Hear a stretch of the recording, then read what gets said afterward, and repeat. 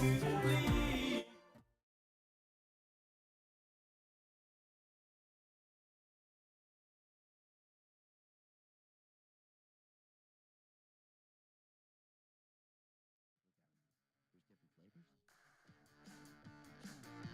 biggest Jags fan of all time, Justin Bachman. To be biased, but Duval! I'm your host, Frank the Tank Lopez.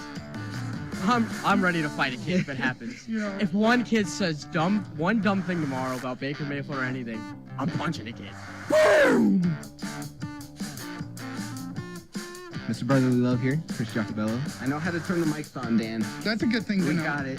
Progress. I'm the first lady of the Blitz, Emma Nosby. Let's just shout out everything. Aquafina. Aquafina! I'm sorry, it's the water bottle from the vending machine. My name's Dan Dale, aka Double D. You're quiet. I can barely hear you. Why am I quiet? Why am I quiet? Dan, you're quiet. How am I ever quiet? Here is The Blitz on 91.3 FM. Live here from Buffalo State University.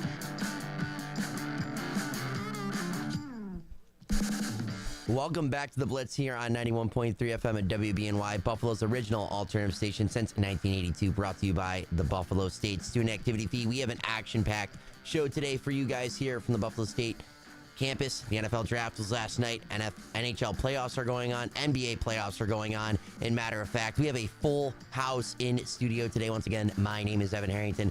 I'll be your host for today on the 2 hours here in beautiful Buffalo, New York. And I'm going to pot everyone's mics up here and introduce everyone. We got Alex Miley, Thomas Bailey, Justin Bachman, Emma Nosby, Frank the Tank Lopez, Dan Dale, Spike, and am I forgetting someone? Chris. And Chris Giacobello. I couldn't see him here. I was like rambling off names. I'm like, what's going on left, right, center? I felt like I was playing that game.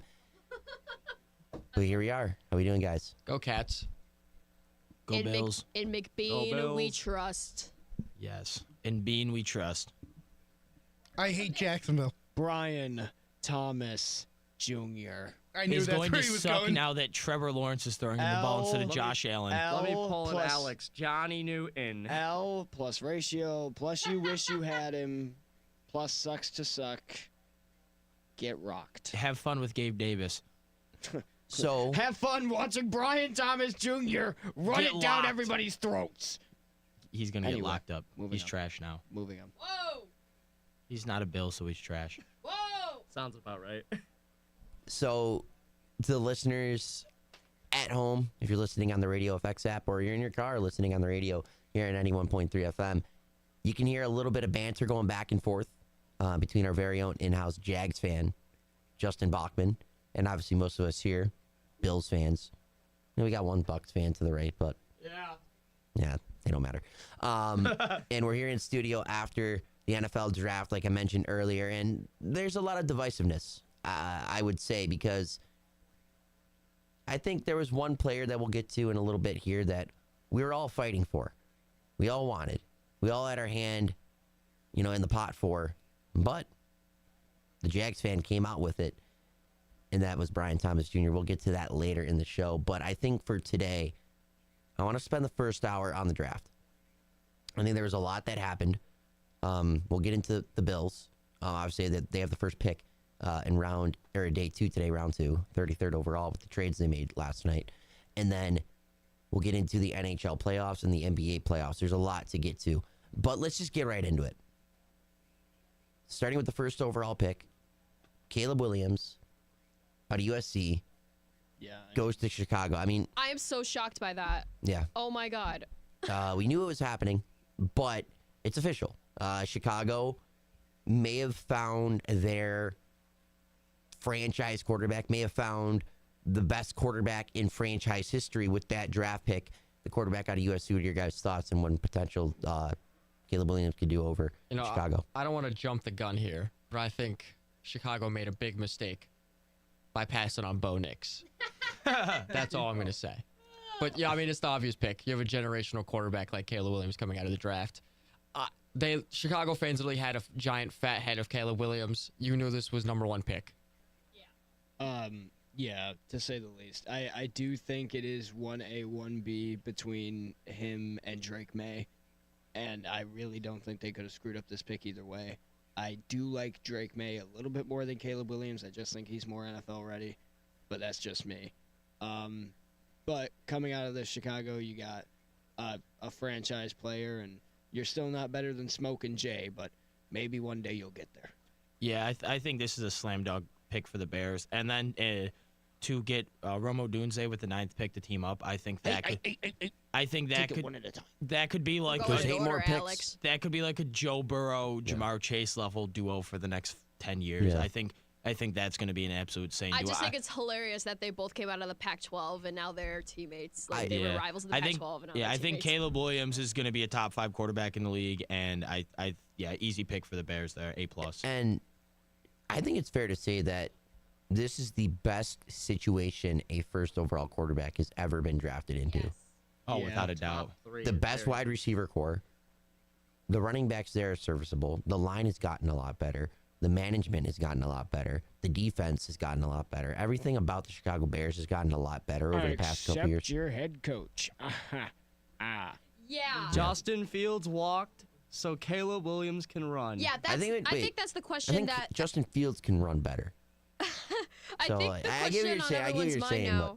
I guess the question on everyone's mind now is like Matt Eberflus is if he's going to be the one to help develop Caleb Williams. I mean, I know he's a defensive-minded coach, but it's like you all have the players on the chessboard. Now it's up to the game master. And can Eberflus live up to the expectations that Bears fans are putting on him, and honestly, like the rest of the NFL is putting on him? Short answer, no. Yeah, I highly doubt it. Yeah, I mean, it's going to be a fair discussion to have because Caleb Williams obviously has been touted as the top quarterback prospect, ever since Trevor Lawrence, in many people's opinions. And, he's got, a lot, that's going to be thrown at him this year on and off the field. But, Dan, what are your thoughts on it? I mean, really, if you look at it, it is a great position for Shane Waldron, the offensive coordinator for the Bears. I mean, if that man is aiming for a head coaching job, is he in the perfect position to get it after this year? Not only did he work with Geno Smith and Drew Lock as his quarterback in Seattle, but he had DK Metcalf, Tyler Lockett, and Jackson Ninjigba. So, I mean, really, you're now moving over to an offense with Caleb Williams, DeAndre Swift, Keenan Allen, DJ Moore, and now Odunze. I mean, honestly, it's an upgrade.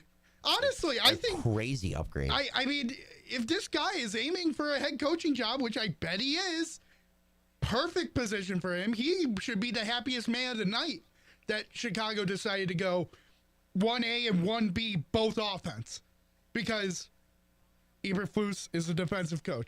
I really would have thought they would have taken defense with 9 or they would have traded back to get defense later. Don't forget their first-round pick that they had last year with Darnell Wright at right tackle. I feel like the offensive line is definitely going to improve, especially with Darnell Wright at year 2. I think it'll definitely help with that in that regard as well. So, I mean, if I'm anybody, if I'm Shane Waldron, I better be just thanking Ryan Poles for being smart and, helping his offense. I think the Bears fans have something finally to look forward to. Maybe they'll finally get a 4,000-yard season out of a guy. They are getting that new stadium as well. It's going to be on the waterfront in Chicago. It's a copy and paste of Allegiant Stadium by the Raiders. Just no parking. Yeah. I mean, have you guys seen the renders? Yeah, I saw that. It's literally a copy and paste. I know. The memes of that is like, yeah, I saw the memes. Yeah, can I see your homework? Just don't copy it or Yes, whatever. that's and exactly then it's just the copy and paste of it. Can you just talk about how Justin's wearing shades right now? He always does. Son, I haven't been here in a week. I think I've had shades on every day for the last. The sun finally is back out, and you think it's 65 and sunny in Jacksonville. I love it. Yeah, you got it. I love it. For anyone who's obviously can't see. Wait, are we streaming on? Are we streaming on? What are we streaming on today? I think Facebook. YouTube and Facebook. Yes, for anyone listening at home, not in your car, at home on the Radio FX app, go to our YouTube and Facebook page, WBNY, and you can see Justin Bachman giving you the heart there.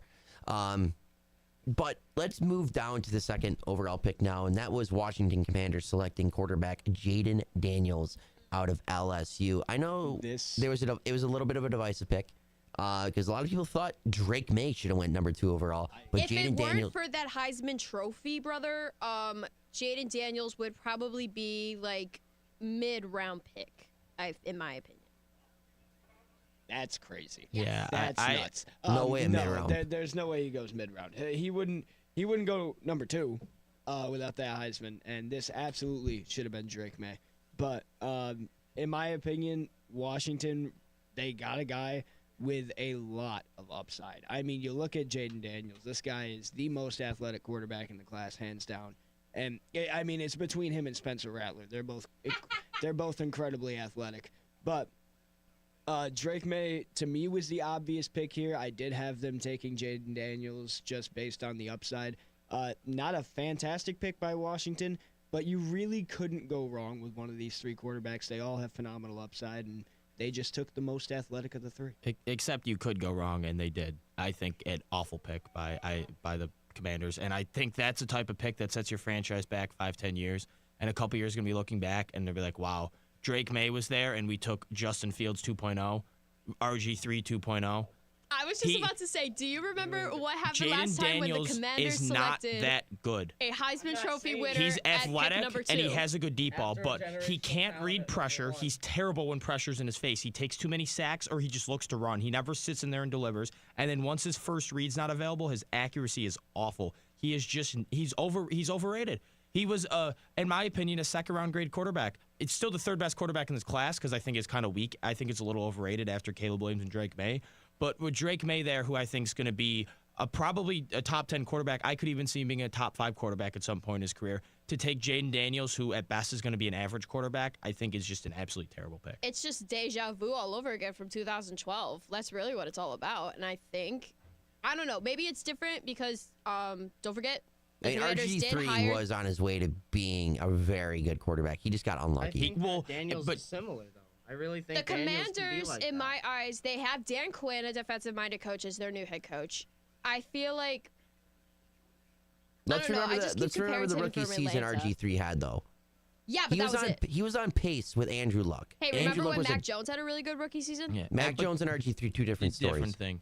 RG3 right now, if he never got injured, may still be in the league today. But he would have been a top 10 quarterback for 10+ years. But look, he got unlucky. Yeah, he did. But Jaden Daniels, I think if he gets injured, it's not going to be unlucky. He can't avoid a hit to save his life. He takes way too many big hits. It's not good at all. He needs to learn to slide. Yeah, he does. And it's not only slide. It's times where it's like he's looking to get the hit, and it's not like he's Josh Allen build. He's a slender frame. He's going to get some linebacker's going to come at him and lay him out, and he's not going to be able to recover. With the exception of Tyler Biadasz being picked up at center for the Commanders, the depth chart for this O-line is just like not standing out to me. Really, I think the big thing that everybody is missing on about the Commanders is that I know I'm going to be this guy today. Who's the offensive coordinator? Cliff Kingsbury. Who's the last guy Cliff Kingsbury worked with? Kyler Murray. Oh. Kyler Murray, in the 3 years of Cliff Kingsbury, almost passed for 4,000 yards each year, had about 23 average touchdowns a year, and only about 10 to 12 picks each year. So in all honesty, for Jaden Daniels to go to Washington with Cliff Kingsbury, makes sense. It makes sense why you do it. It fits Cliff's system. A running quarterback who moves a lot. Drake May doesn't fit that. Nope. He just doesn't. So at the end of the day, even if Drake May does turn out better, because I'm not going to say that he is better at this point, I don't care how many people say, oh, it was the wrong pick. None of these players have played a snap in the NFL yet. Let's take a seat back. Nobody's better than anybody. Plus, I don't think Drake May can play week 1. I disagree with that. Jacoby Brissett, call it the brisket's play. I think Drake May needs to sit a year. I mean, I think wouldn't that hate benefits him the most. I'm not I saying just don't you're think wrong. he plays week 1. I think he can play week 1, but I agree. I would not hate them sitting him because the situation is so bad. He went to the perfect team, in my opinion. The other perfect team that I think he could have went to, he didn't go to, but I think New England was a perfect spot for Drake May to go to. And hopefully they can actually build some offensive pieces I mean, around him. say what you want about Jacoby Brissett, but he's definitely a quarterback you'd want to learn from. Yeah, he's a good bridge quarterback. You're right. Like, he's the quarterback you want to learn from. If I'm Drake May, like, honestly, like, I would love to play week 1, not with New England's current supporting cast. Yeah, it's pretty bad. Like, let's remember, yes, we know what he turned into. Josh Allen's first year was pretty abysmal. Yeah. Yes, he showed flashes, but we can wholeheartedly agree Allen would have benefited from at least sitting a little longer. Depth chart for the Patriots has Drake May being the second straight quarterback behind Jacoby Brissett. Just an FYI via ESPN. If you think about that as well, Evan, Nathan Peterman was technically listed as the Week 1 starter for Josh Allen's rookie season. Yeah, they had Peterman, who just played god awful in that game, and they threw Allen in, and then he started Week 2. Well, yeah, because they had A.J. McCarron.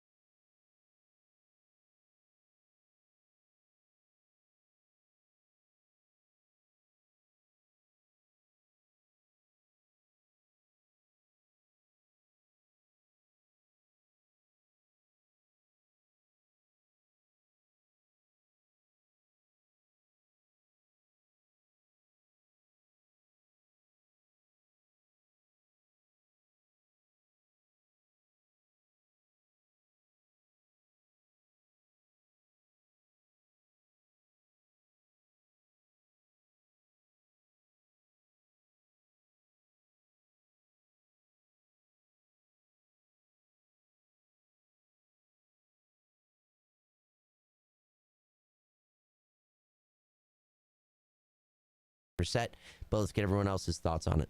I firmly believe that Drake May is the best quarterback in this class, and that's been my opinion since the middle of the college football season. And through I love it. Through that, I do also believe that Drake May. I think all of these quarterbacks, with the exception maybe possibly of Caleb Williams, would all benefit from sitting a year. Especially a guy like Jaden Daniels, and especially a guy like Drake May. You got a New England offense that has a whole lot of nothing, a whole lot of Walmart employees at wide receiver, and Hunter Henry at tight end. Yes, Dan, that includes KJ Osborne. The best slot receiver in the league. But great pick by New England. I do think this is a guy that's going to develop quickly, and I think he could potentially. I don't think he's starting week 1. I agree with you there, Evan. I think he's probably a week 7 to 9 starter. I do think he gets in halfway through the season, but let him go out there and let him dance for a little bit, New England. I think you got yourself a superstar. Really what Drake May is going to watch while he's sitting behind Brissett is how to hand off the ball. Because it's Alex Van Pelt's system. So, it's just going to be run, more run. Because, he spent time with Cleveland in the last 3 years. He's been coach for, he was with Buffalo for a short time being, no matter how much I want to forget that. He was with Tampa for 2 seasons being a QB coach. He was Green Bay's running back and quarterback coach for a long time. And then he was with the Bengals with the last 2 years of Andy Dalton's career in Cincy. So, and most of his teams have been hand the ball off more. Yeah, so in all honesty, Drake May is just going to watch the Ryan Tannehill form of how to perfectly give the ball to the running back. I feel like this August is going to be so interesting for all of these top picks, especially with the quarterbacks, just with preseason, just because they're basically just auditions for these guys of if you're gonna make the team or not for a lot of these backup people. But I feel like with the rookies, it's just so interesting to watch them in preseason and how they go about doing all of this. I think this is gonna be probably the most intriguing preseason football games that I've seen in a hot minute, just based on all of these picks and all of these quarterbacks that went in the first round. So, like, it's just very intriguing. Yeah, I mean, I understand why in New England they would want to run the ball every single play. Who is there to throw to? Demario Douglas and Kendrick Bourne. KJ Osborne. Yeah, that's the worst receiving core in the league right now. I'm sorry. Don't you dare put disrespect on KJ Osborne. I like KJ Osborne. Thank you. He's a Florida Gators native, so I love all players that play for Florida. So Kendrick Bourne, Demario Douglas, and KJ Osborne are your 3 starting wide receivers, and then you also don't forget Juju Smith-Schuster, Jalen Reagor, Tyquan Thornton, Kayshon Boutte. Juju on the beat. So what? You're just naming a bunch of bums right now, Emma. Well, I'm just listing off what it says on the depth chart. No, I understand. You're just listing a bunch of bums. That's what they are. I mean, what has Juju done in the past 2 years? You know what we should add to this show? What? A certified bum segment hosted by Dan Dale. And it should be like a pre-recorded audio that we have like on a hotkey. Certified bum. I've been wanting to make like a free soundboard thing of like clips and stuff like that we can use throughout the shows. That will be in the works next. Soundboard. All right, let's move on to let's start moving through these picks a little bit. Marvin Harrison Jr., 4th overall draft selection to the Arizona Cardinals, the receiver out of Ohio State, arguably the number 1 wide receiver in the last 5 years. Arguably the number 1 player in this class. Easily. This guy is unbelievable and just a dry cut pick by Arizona that just had to be a dry cut pick. Yeah, not only do I think he's the best receiver prospect in the last 5 years, I think he's the best receiver prospect since Megatron. This dude is insane. Yes. Yeah. The only other person I could think of that would rival that would be Jamar Chase. Yeah. And I think Marv was better in college because he's putting up similar numbers with worse quarterback play than Jamar was. I think Marv does everything in elite level. He does not have a problem with his game. He's the prototypical build, run routes. He can catch. He can deliver in the red zone. He's a deep threat. He's athletic. There's nothing wrong with him, and he's going to be an elite number 1 option for Kyler Murray for the next decade. Yep. Buddy was made in a lab. That man is insane, dude. I don't care. I really like what he can bring to that offense, especially with Trey McBride's a surgeon's dominance at the end of last year. Him and Kyler Murray are both insanely fucking good, and I think that they're gonna be good. I didn't even think about it. Tommy, welcome to the club, brother. Oh damn it. Nothing to be proud of. No, I'm not trying. You're not the only one in there, Tommy. It's all right. No, you're not.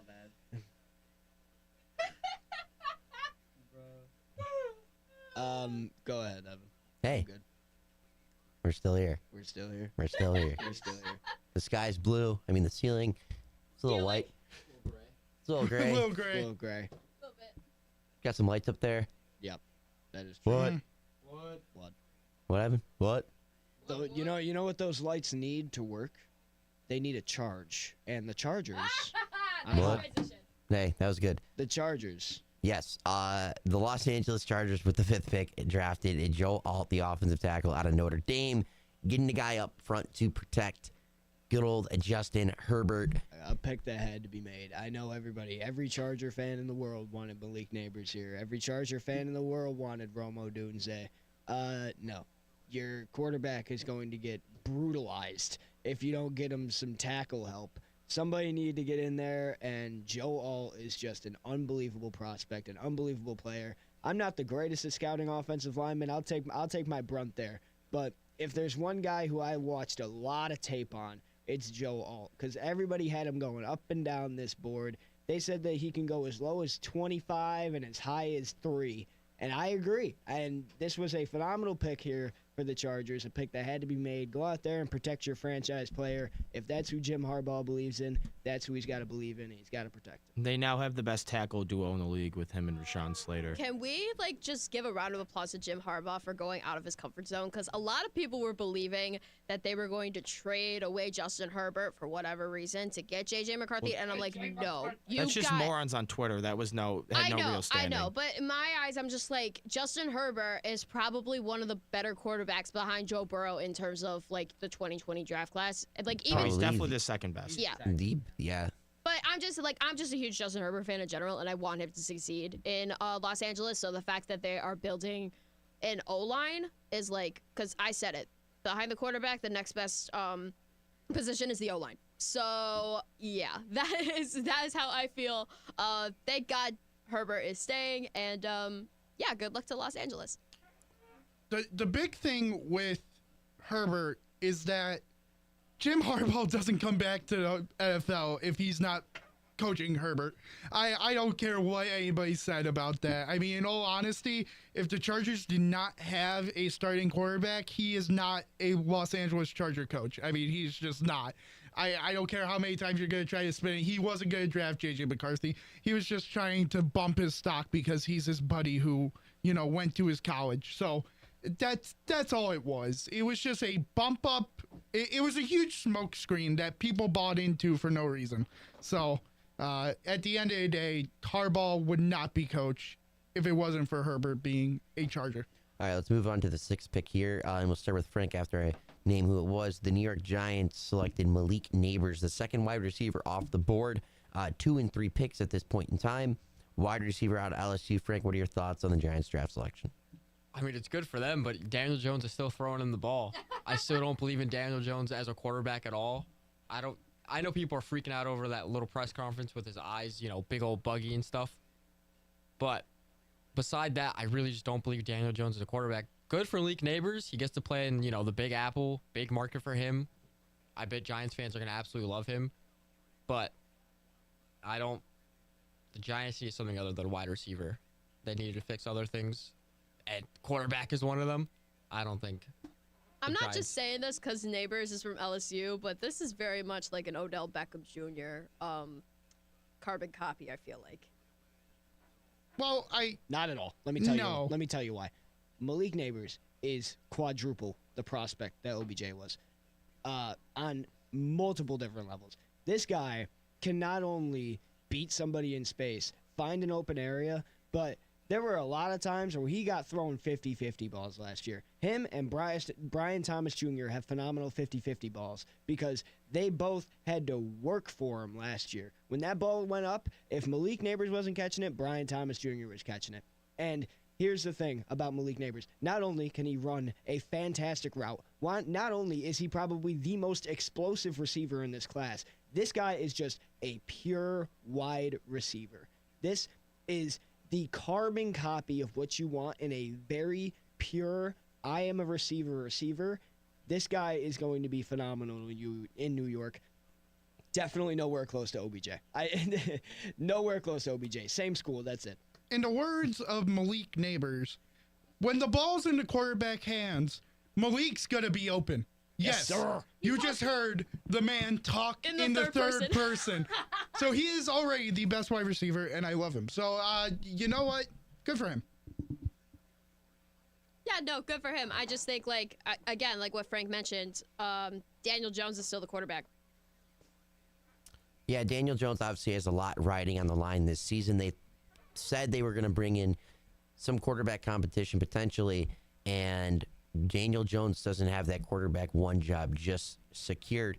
But at the same time, they're going out there and drafting a guy like Malik Neighbors. They still have some draft capital later in this draft to potentially add some fuel to the fire for that quarterback competition if there is one that is going to be brought up with the tools and the supplies that they are going to assist to their quarterback.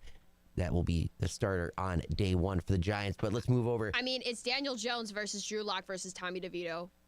What are you going to do? Drew Lock, he's given some good games in the NFL. You never know. Drew Lock could steal that job. You never know. I mean, we know Drew Lock's nickname. Not going to say it over the air, but you know his name.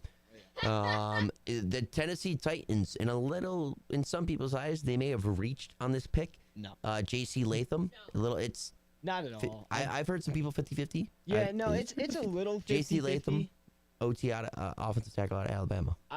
I think he's profiling at guard. I do think he is a guard at the NFL level. He's just not the size of an NFL tackle, which is perfectly fine because he played plenty of guard. And if you're looking at the Tennessee O-line, you need a little bit of help in the interior, and you just got yourself probably the best quote-unquote profiling interior guard in this draft. Maybe with the exception of a guy like Talise Fuunga, who could also probably play guard. But this is a great pick for Tennessee. I think Fuaga is the better pick here.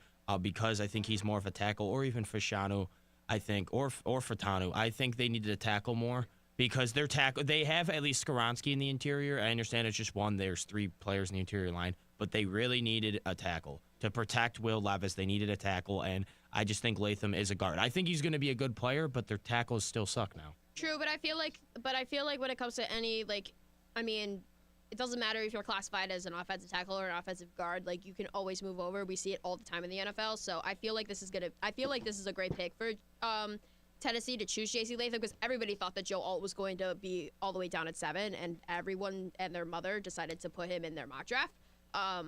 But no, that wasn't the case, and I believe that this is the better option, I guess. All right. My ideas. We are going to take a quick break here on the Blitz, and in the second half an hour of the first hour, we are going to cycle through more of the picks here, and we'll probably go a little bit into the second hour of the draft, and then we'll cover the rest of the NHL playoffs and the NBA playoffs. But we're going to take a quick break here on 91.3 FM WBNY. We'll be right back after the break. Sherman Gillums Jr., Paralyzed Veterans of America. For more than 70 years, Paralyzed Veterans of America has helped hundreds of thousands of veterans get all the benefits they have earned. Al Kovac Jr., Paralyzed Veterans of America. We provide one-on-one support tailored to your individual needs, including healthcare advocacy, benefit support, and career assistance. For more information, call 1-800-424-8200 or visit pva.org. A public service of Paralyzed Veterans of America. I was in the middle of the Atlantic Ocean when it happened. There was a sudden jolt, and our submarine crashed on the seafloor. We were in total darkness. That's Dr. Dejana Figueroa, a marine biologist and STEM teacher, talking about a deep sea dive she'll never forget. It's funny, when I was a kid, I was afraid of the ocean, and there I was, 2 miles below the surface. But as a scientist, you prepare for that. Using our training and a little creativity, we fixed the sub and finished our experiments. The dive was just too important.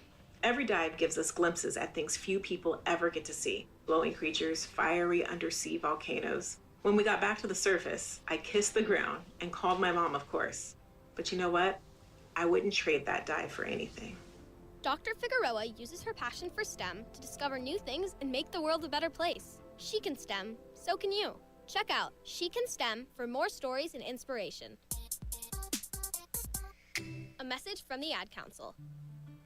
La pandemia de COVID-19 ha afectado nuestras vidas. Enfrentamos una pandemia de salud mental que amenaza nuestro bienestar mientras reconstruimos nuestras comunidades. La pandemia nos ha recordado la centralidad de la familia, la comunidad y nuestros vínculos afectivos. A muchos de nosotros nos ha dejado más aislados, confundidos y luchando por encontrar el sentido ante la pérdida y la incertidumbre. 1 de cada 5 estadounidenses tiene problemas de salud mental, pero muchos no sabemos cómo pedir ayuda. En la Fundación de la Asociación Americana de Psiquiatría entendemos por lo que está pasando y estamos aquí para ayudarlo. Trabajamos para eliminar el estigma, combatir las enfermedades mentales, los trastornos por consumo de sustancias y construir un país mentalmente sano. Si usted o un ser querido necesita ayuda, no está solo. Visite lasaludmental.org para obtener más información. The sun's shining, birds are singing, and all feels right in the world. Until the season changes, and suddenly everything seems darker, less lively, and you lose your motivation to get out of bed. If you struggle with depression, you're not alone. In fact, 1 in 5 people experience some form of depression, and no matter the time of year, it may affect your behavioral or physical ability to live a happy life. At the American Psychiatric Association Foundation, we understand what you're going through, and we're here to help. Our vision is to build a mentally healthy nation for all, because we want you to live your best life and be your best you all year round. We work every day to eliminate stigma, combat mental illness and substance use disorders, and advance mental wellness. If you or someone you love needs help, you are not alone. Please visit mentallyhealthynation.org to learn more. Medicaid y CHIP ofrecen cobertura médica gratuita o a bajo costo para niños y adolescentes. Las visitas al hospital, citas médicas, medicinas recetadas, vacunas y más están cubiertas. Esto da tranquilidad a los padres si un niño se enferma o se lastima. Y los padres ahora también pueden ser elegibles para Medicaid, aun si han solicitado antes. La inscripción siempre está abierta. Visite insurekidsnow.gov o llame al 1877-KIDS-NOW. pagado por el Departamento de Salud y Servicios Humanos de los Estados Unidos. Sherman Gillums Jr., Paralyzed Veterans of America. For more than 70 years, Paralyzed Veterans of America has helped hundreds of thousands of veterans get all the benefits they have earned. Al Kovac Jr., Paralyzed Veterans of America. We provide one-on-one support tailored to your individual needs, including healthcare advocacy, benefit support, and career assistance. For more information, call 1-800-424-8200 or visit pva.org. A public service of Paralyzed Veterans of... Coming back in a minute. The United States Deputy Sheriff's Association is a national nonprofit and the largest non-governmental provider of services to law enforcement. The USDSA assists city, county, state, and federal agencies with free safety equipment donations and officer survival training, along with cash donations to families of law enforcement officers who perish in the line of duty, college scholarships for the children of law enforcement, a citizen awareness program, and more. For more information on the USDSA and how you can help, visit soon, like 40 seconds. Now this one is brutal and wild. You don't know, so stepping out sound a champion sound easy universal. Oh, you miss. Music for yours and mine. Stepping out, giving rub it up all time, yeah. Yes, Buffalo, once again, you are in tune with the Stepping Out Sound Session. Your host, Universal, here every Sunday night, 5 to 9 p.m., 91.3 WBNY Buffalo. DJ Universal in the place. Stepping Out Sound Session, Reggae Radio, every Sunday night, 5 to 9 p.m., 91.3 WBNY Buffalo. Shut up, everyone! Shut up! Roger! Roger, get your butt out here! Goodness, you guys... Button up your shirt! Do you guys just see his nervous smile every time he walks out there? He's scared, he's in Detroit. Is that...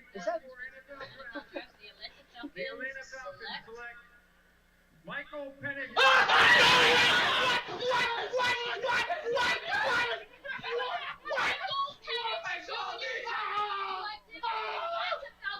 To be the successor of Kirk Cousins. Yeah! Michael Penix! Michael Penix! No way! Welcome, Michael Penix, and also welcome back to the Blitz here on 91.3 FM WBNY. That clip was Justin Bachman and the rest of the Blitz crew last night as they partaked in their own draft coverage here on the Blitz during yesterday's NFL draft. And just while we have you in studio here, Justin, take us through what you were going through when Michael Penix was selected 8th overall. Brother, I don't think I've seen a worse move in the draft than that. That was such a we don't want to win now move. This is a team who just went out and grabbed a franchise caliber QB in Kirk Cousins. This is a team that could be well in position for a playoff spot. And instead of going out and grabbing yourself a defensive superstar like a Dallas Turner, like a Leatu Latu, if you wanted to reach on Quinyon Mitchell, I wouldn't have been mad. But they went out and they grabbed the future of their organization, maybe, after they just signed Kirk Cousins to a 4-year deal. I was blown away by the pure idiocy. And you know it was bad when the GM had to convince the head coach after he made the pick that it was a good pick. There was a whole video of the Falcons GM talking to the Falcons head coach about how this is a good pick for their organization. This was awful. This was the worst decision they could have made. And that's assuming that Michael Penix is actually going to be good. And even if I don't think he's going to be that good of a quarterback. And he's, 24 right now? By the time he even plays, he's going to be 26, 27. By the time his first contract's done, he's going to be 32. Dan, do you mind? Well, no, actually, 29. He'll be 28. Yeah, Dan can't hear you. But it's just absolutely mind-boggling that they would draft who I don't even think is a first-round talent at quarterback, to draft him at pick 8 when you have one sole need to fill out your team, and that's pass rush. And Dallas Turner, Leatu Latu, and Jared Verse are all available. No pass rushers were taken off the board. No. Exactly. They had their choice of any pass rusher they There's wanted. an NFL setting record 14 straight offensive players taken Which in a draft. aggravates the living hell which was out of me. set last year. Or what was it, last year or 2021? 2021 was 7 straight. One thing that I want to mention here is if they wanted to get aggressive and make a move that was mind-boggling to some, Go with a Latu. Yeah, sure, he's got the medical issues and stuff like that. It wouldn't be as much of a reach as someone like a Penix, but if you wanted to get aggressive, you could definitely go with him. I think they really need an edge rusher badly. They had their pick of the litter there, and they just... I don't understand what the process is. Is Dan back in GM. studio real quick? He is? Okay, Dan, please explain to us the conversation that you told us that happened yesterday between the Atlanta Falcons and Kirk Cousins. Oh, yeah, no problem. I can do that perfectly fine. Yeah, I could hear you, though. I was just messing around with OBS and everything for this stream. Yes, stream people, I care about you. We love you guys. But, you know, the big thing with Kirk Cousins was that when he signed with the Atlanta Falcons, he was told, oh, hey, just so you know, there's a chance that we're going to draft a quarterback. And, you know, Mr. Kirk Cousins is going, all right, that's fine. You know, somebody to learn under me for a couple of years, perfectly fine. Well, he expected that pick to happen in the second, maybe the third round. Definitely not number 8 number 8 overall. His replacement, Michael Penix, is 26 years old. If Kirk Cousins plays for Atlanta throughout his whole 4-year contract, Michael Penix will be 30 years old before he gets his first start at quarterback. Is that not idiotic? I mean, why are you drafting a 26-year-old who will be 30 by the time he could get his first start? Just a pure awful selection here. I mean, there are so many decent quarterbacks down the board. You could have grabbed a Jordan Travis in round 3. A Spencer Rattler In round 3. These guys are going to be, well, they're probably not going to be available now. Spencer Rattler's probably going to be a round 2 pick now because all the other quarterbacks are off the board. But even then, a round 2 pick on Spencer Rattler, a bit of a reach, but hey, he's an understudy. And you know the best part? He's young. And you know what's funny? Michael Penix is older than dirt. Yeah, he really is. This is the Brandon Weeden of this draft. Brandon Weeden was 28 years old when he got drafted. Michael Penix just got drafted at number 8 overall at 26 years old. But the thing about Brandon Weeden that makes it a tiny bit more acceptable was he was the starter going into that next year. Michael Penix is about to sit on the bench for bare minimum 2 seasons. Getting paid 8th overall money. Yeah, that's the other thing. Which is about $22 million. He's literally going to be like the Kardashians and get paid by doing nothing. Just kidding. I love you guys so much. No, we don't. I love Skims. Anyway. But wait, this is still Michael Penix talk, right? Yeah, no. Yeah, I know. I was just making a really How do we dumb get the analogy. Kardashians? The NFC South is safe forever. At least for the next 4 years, the NFC South is fine. Listen, here's my Could thing just about said Seth Curry. Seth Curry. That guy doesn't do much. Hey, whoa! leave Seth alone. I said Seth, not Steph. I know what you said. Leave Seth alone. The second best shooter in the Curry family. No, third actually.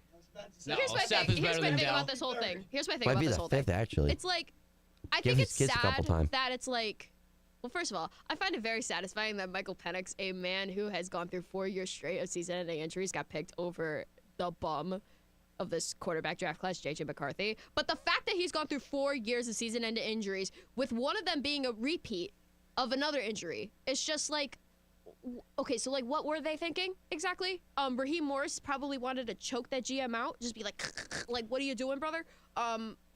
They had to explain. We literally saw in 4K them trying to explain it to Arthur Blank, the owner. Like, I was so confused, but it made for great drama. And I wanted to play that clip because I thought it was hella funny. And if you were watching our stream last night and listening or at all, thank you so much. But yeah, it's just mind-boggling. So we already talked about Romo Dunze getting drafted by the Chicago Bears. So we'll move on to pick number 10. J.J. McCarthy, another quarterback, getting drafted by the Minnesota Vikings, 10th overall. Nope. You will not slander. You will not do it. J.J. McCarthy is definitely not the bum of this QB. No, I like J.J. McCarthy. I like J.J. McCarthy. I think he's a very, very good system quarterback, and I think he's ready to play. I think you can plug him in to a system role, and you can go have an established system over there in Minnesota, which they do. They have an established system. And they got guys that can fill out the roles that they have in that system. And not only that, you're teaming him up with the best receiver he's ever had, with the best receiver in the NFL. And this is a guy who is very, very accurate when he can stand in the pocket. And the Minnesota Vikings have a decent O-line. This is an O-line that can give J.J. McCarthy enough time to stand in and deliver an accurate ball like he has been doing his entire college career. This is not the bum of this QB class. That was more of a personal bias thing because I am a Penn State fan. However, Minnesota, here's my question for you. Why would you switch one spot with the New York Jets to pick a quarterback when you know that the New York Jets are not going to pick a quarterback? It's pretty simple because they probably thought Denver was going to try and jump them. A lot of teams do that. Yeah. The Bears did it back in 2017 when they traded up a spot. Obviously, Trubisky didn't work out, but if Trubisky works out, no one thinks about it. Look at what the Chiefs did in 2017 as well. They jumped all the way back from what position? They had 22, right? Yeah. They jumped 22 They at the time. jumped the one spot to try and – because if the Jets wanted to trade with the Broncos and then the Broncos take J.J. McCarthy, then they're screwed and they don't get their guy. They gave up like a 4th-round pick, which isn't much to secure their guy. I don't see a problem with that. And as you said, I think J.J. McCarthy, he's never going to be a top 5, top 10 quarterback. He's not going to be a franchise quarterback, but he could be a Kirk Cousins. He's a Derek Carr. He could be a Brock Purdy. Absolutely be a Derek Carr. Yeah, he could be a Brock Purdy. He fits that system perfectly. And not to mention, they have Justin Jefferson. They also have T.J. Hawkinson, top 5 tight end. Jordan Addison, who almost had 1,000 yards last year after Kirk Cousins tore his ACL, and they had Joshua Dobbs throwing the ball. And then Kevin O'Connell, a Sean McVay, Kyle Shanahan disciple. When has that ever failed? They are offensive gurus. They are quarterback whisperers. They literally, every coach in the NFL, like every head coach that's a disciple of one of them, has been a successful offensive guru. It hasn't failed. Mind you, McCarthy has arm talent. Yeah, no. He's got some traits that many people aren't talking about. Yeah, are they Caleb Williams? Are they Drake May? Traits. They're not. He's got the 3rd best arm in this class. Yeah, it doesn't mean he doesn't have good traits. It doesn't mean he doesn't have the ability to make plays out of structure. He can do that. Yeah. But he can also run an offense within the structure of the offense. And that's something some of these quarterbacks don't do. And that's something you want if you're a Minnesota. Look at how good Minnesota was with Kirk Cousins running the offense within structure. Now, I don't think J.J. McCarthy's going to be the gunslinger that Kirk Cousins was, because Kirk Cousins is just no fear, rip it down there. Yeah, no. Right? I mean, rip it down anywhere. That's Kirko. If you're down there, he's like, F it. Down there somewhere. But J.J. McCarthy could be a good.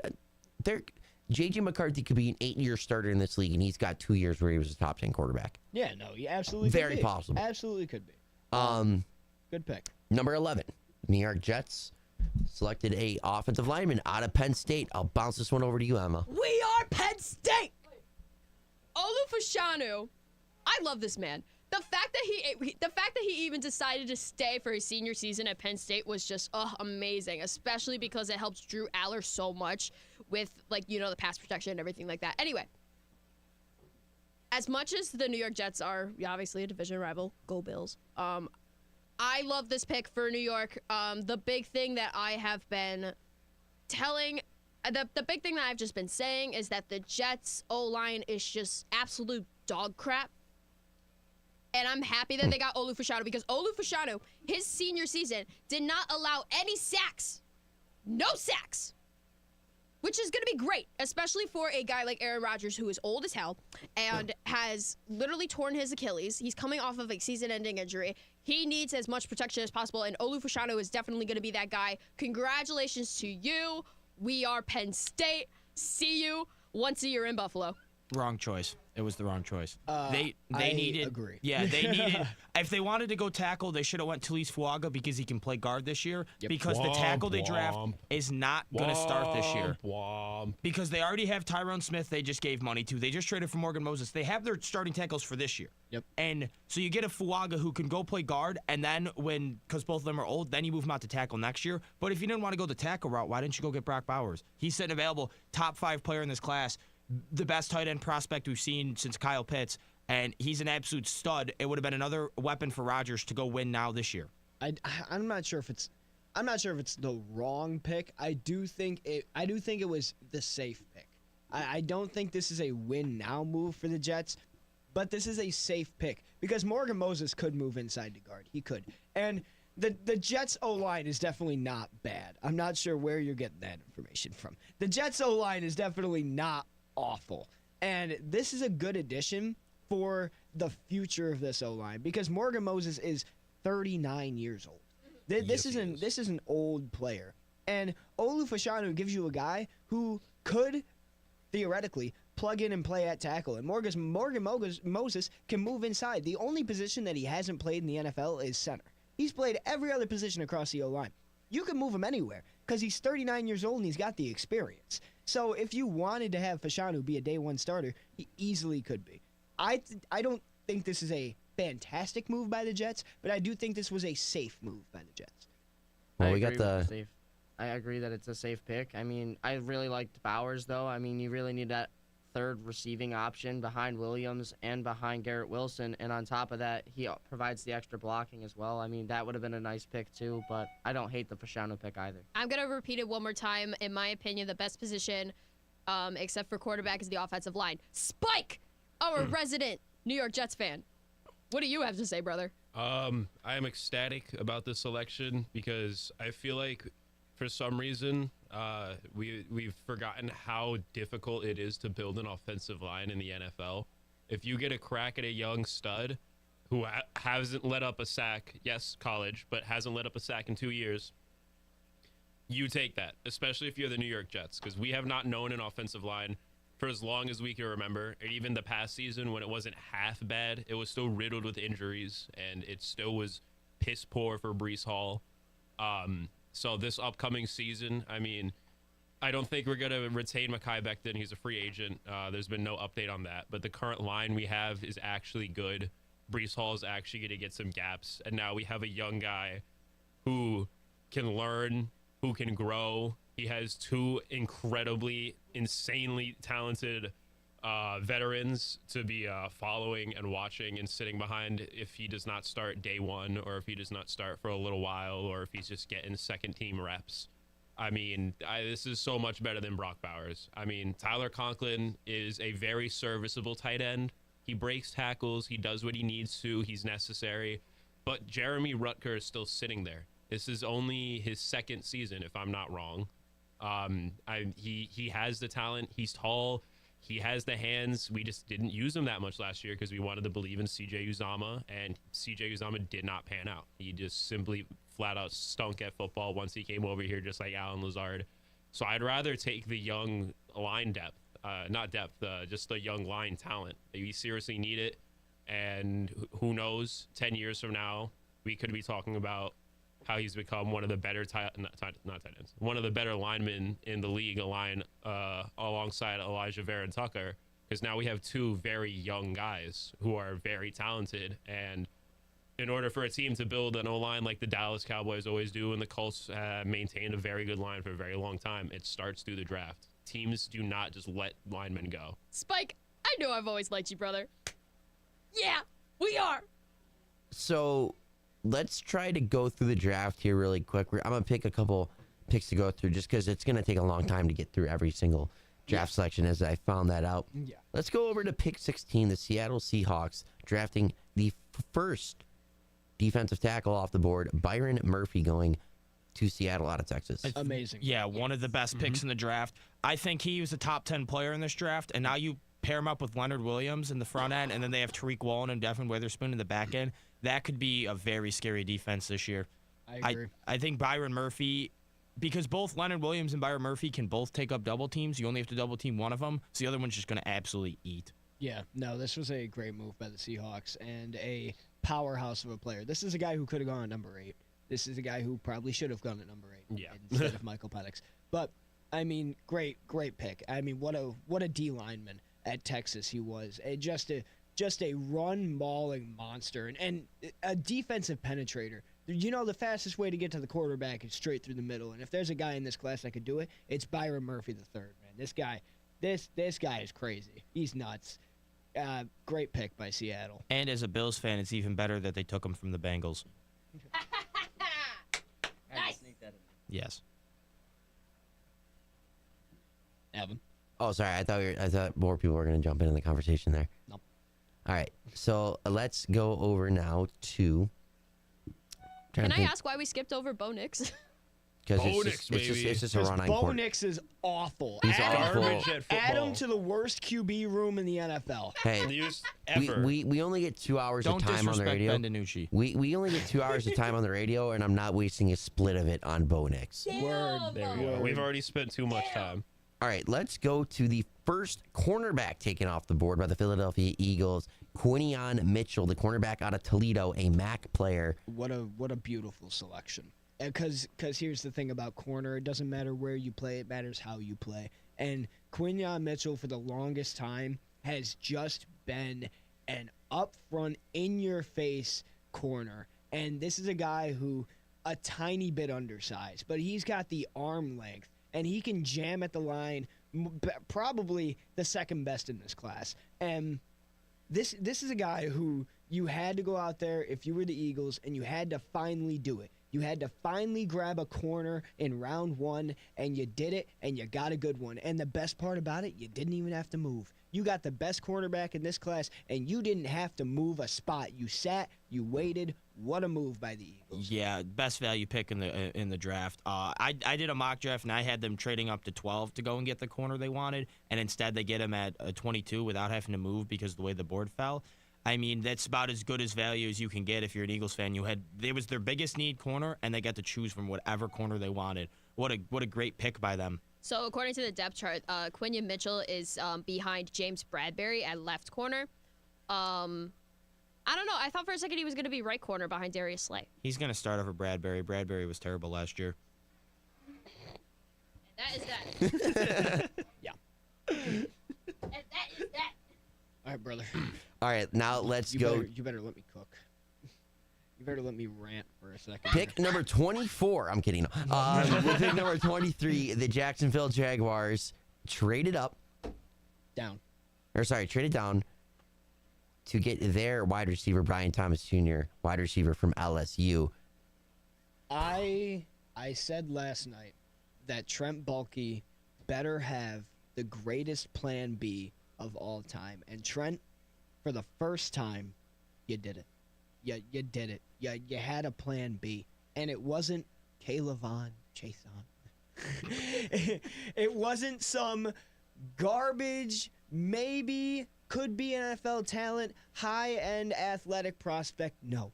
You went and you grabbed a talent. You went and you grabbed a player who is NFL caliber right now in Brian Thomas Jr., and what an addition to this receiving room. Calvin Ridley, see you later, buddy. Now I got a young, explosive, route-running 50-50 ball god, and I got him after trading down to 23 when all else fails. I guess we can trust in Trent Baalke. And for the first time as a Jags fan, that'll be the first time you ever hear me say those words. Great pick. What a way to wait. I thought this was going to be Nate Wiggins. I wouldn't have been mad if it was, but I'm taking Brian Thomas Jr., and I'm hauling him to Duval County. Give me a Duval real quick. Duval! All right, so the rest of the plan for the show here, we're going to take a quick break, but then right after, we're going to finish up the draft. We're going to talk about the Bills for about 10 minutes, and then we're going to get into the NHL playoffs, NBA playoffs. Sound like a deal? All right. Can we get yeses all around? That's good to me. Let's do it. Yes. I don't know what Frank's doing over there. You guys can't see it. Little Degeneration X. If you know, you know. I think that means Yep, if you know, you know. All right, this is the Blitz on 91.3 FM WBNY, Buffalo's original alternative station since 1982, brought to you by the Buffalo State Student Activity Fee. We will be right back in a few moments for the second hour of the show. I was in the middle of the Atlantic Ocean when it happened. There was a sudden jolt, and our submarine crashed on the seafloor. We were in total darkness. That's Dr. Dejana Figueroa, a marine biologist and STEM teacher, talking about a deep sea dive she'll never forget. It's funny, when I was a kid, I was afraid of the ocean, and there I was, 2 miles below the surface. But as a scientist, you prepare for that. Using our training and a little creativity, we fixed the sub and finished our experiments. The dive was just too important. Every dive gives us glimpses at things few people ever get to see. Glowing creatures, fiery undersea volcanoes. When we got back to the surface, I kissed the ground and called my mom, of course. But you know what? I wouldn't trade that dive for anything. Dr. Figueroa uses her passion for STEM to discover new things and make the world a better place. She can STEM, so can you. Check out She Can STEM for more stories and inspiration. A message from the Ad Council. One day, I'll teach chemistry to kids. I'm going to be an architect. My dream is to be a chef. This is a world of possibilities. A world in which people who put their minds to something can really make a difference. My goal is to help the environment. Someday I'll find a cure for cancer. At the U.S. Department of Education's Office of Federal Student Aid, we believe that aspiring minds can achieve anything. So we dedicate ourselves to making sure everyone has an opportunity to go to college. Each year, we provide more than $150 billion in grants, loans, and work-study funds, making higher education possible for anyone at any stage of life. I can go back to college. I can change careers. I can make a difference. Federal Student Aid, proud sponsor of the American Mind. Learn more about money for college at studentaid.gov. Medicaid y CHIP ofrecen cobertura médica gratuita o a bajo costo para niños y adolescentes. Las visitas al hospital, citas médicas, medicinas recetadas, vacunas y más están cubiertas. Esto da tranquilidad a los padres si un niño se enferma o se lastima. Y los padres ahora también pueden ser elegibles para Medicaid, aun si han solicitado antes. La inscripción siempre está abierta. Visite ensurekidsnow.gov o llame al 1-877-KIDS-NOW, pagado por el Departamento de Salud y Servicios Humanos de los Estados Unidos. If you're looking for a Jewish music show like no other, Cool Jewish Radio. The Cole Yehudim Show with host Mike Greenberg features the widest variety of Jewish music anywhere. Hear the newest sounds, plus the classics you know and love. Join us every Sunday from 6 till 10 a.m. on 91.3 WBNY. Cool Jewish Radio. The Cole Yehudim Show. Jewish music for the Jewish people. 91.3 FM WBNY is proud to present Democracy Now! With Amy Goodman. Welcome to Democracy Now! Award-winning investigative journalism. Is the NRA imploding? Providing relevant analysis that makes you think. Secret State Department documents, including evidence of U.S. war crimes. Fact-finding reports you will not hear elsewhere. Democracy Now! Airs Monday through Friday, 8 a.m. on 91.3 FM WBNY Buffalo. Ready for radio that's challenging, innovative, and encouraging? Tune in, Living for the People. This is L. Nathan Hare. Join me right here, 91.3 FM WBNY. Mondays, Wednesdays, and Fridays at 9 a.m. after Amy Goodman's Democracy Now! We'll provide objective analysis regarding current issues. Call 878-5104. It's Living for the People on 91.3 FM WBNY. Hi, I'm Ben Affleck. The only thing better than playing a hero in the movies is being a hero in real life. Like the 50,000 veterans who returned from Iraq and Afghanistan with devastating injuries. They are true heroes, and they're why I'm proud to support Paralyzed Veterans of America. They make sure veterans with spinal cord injuries get the care and support they need at no cost to them. To learn more, visit pva.org. That's pva.org. A public service message from Paralyzed Veterans of America.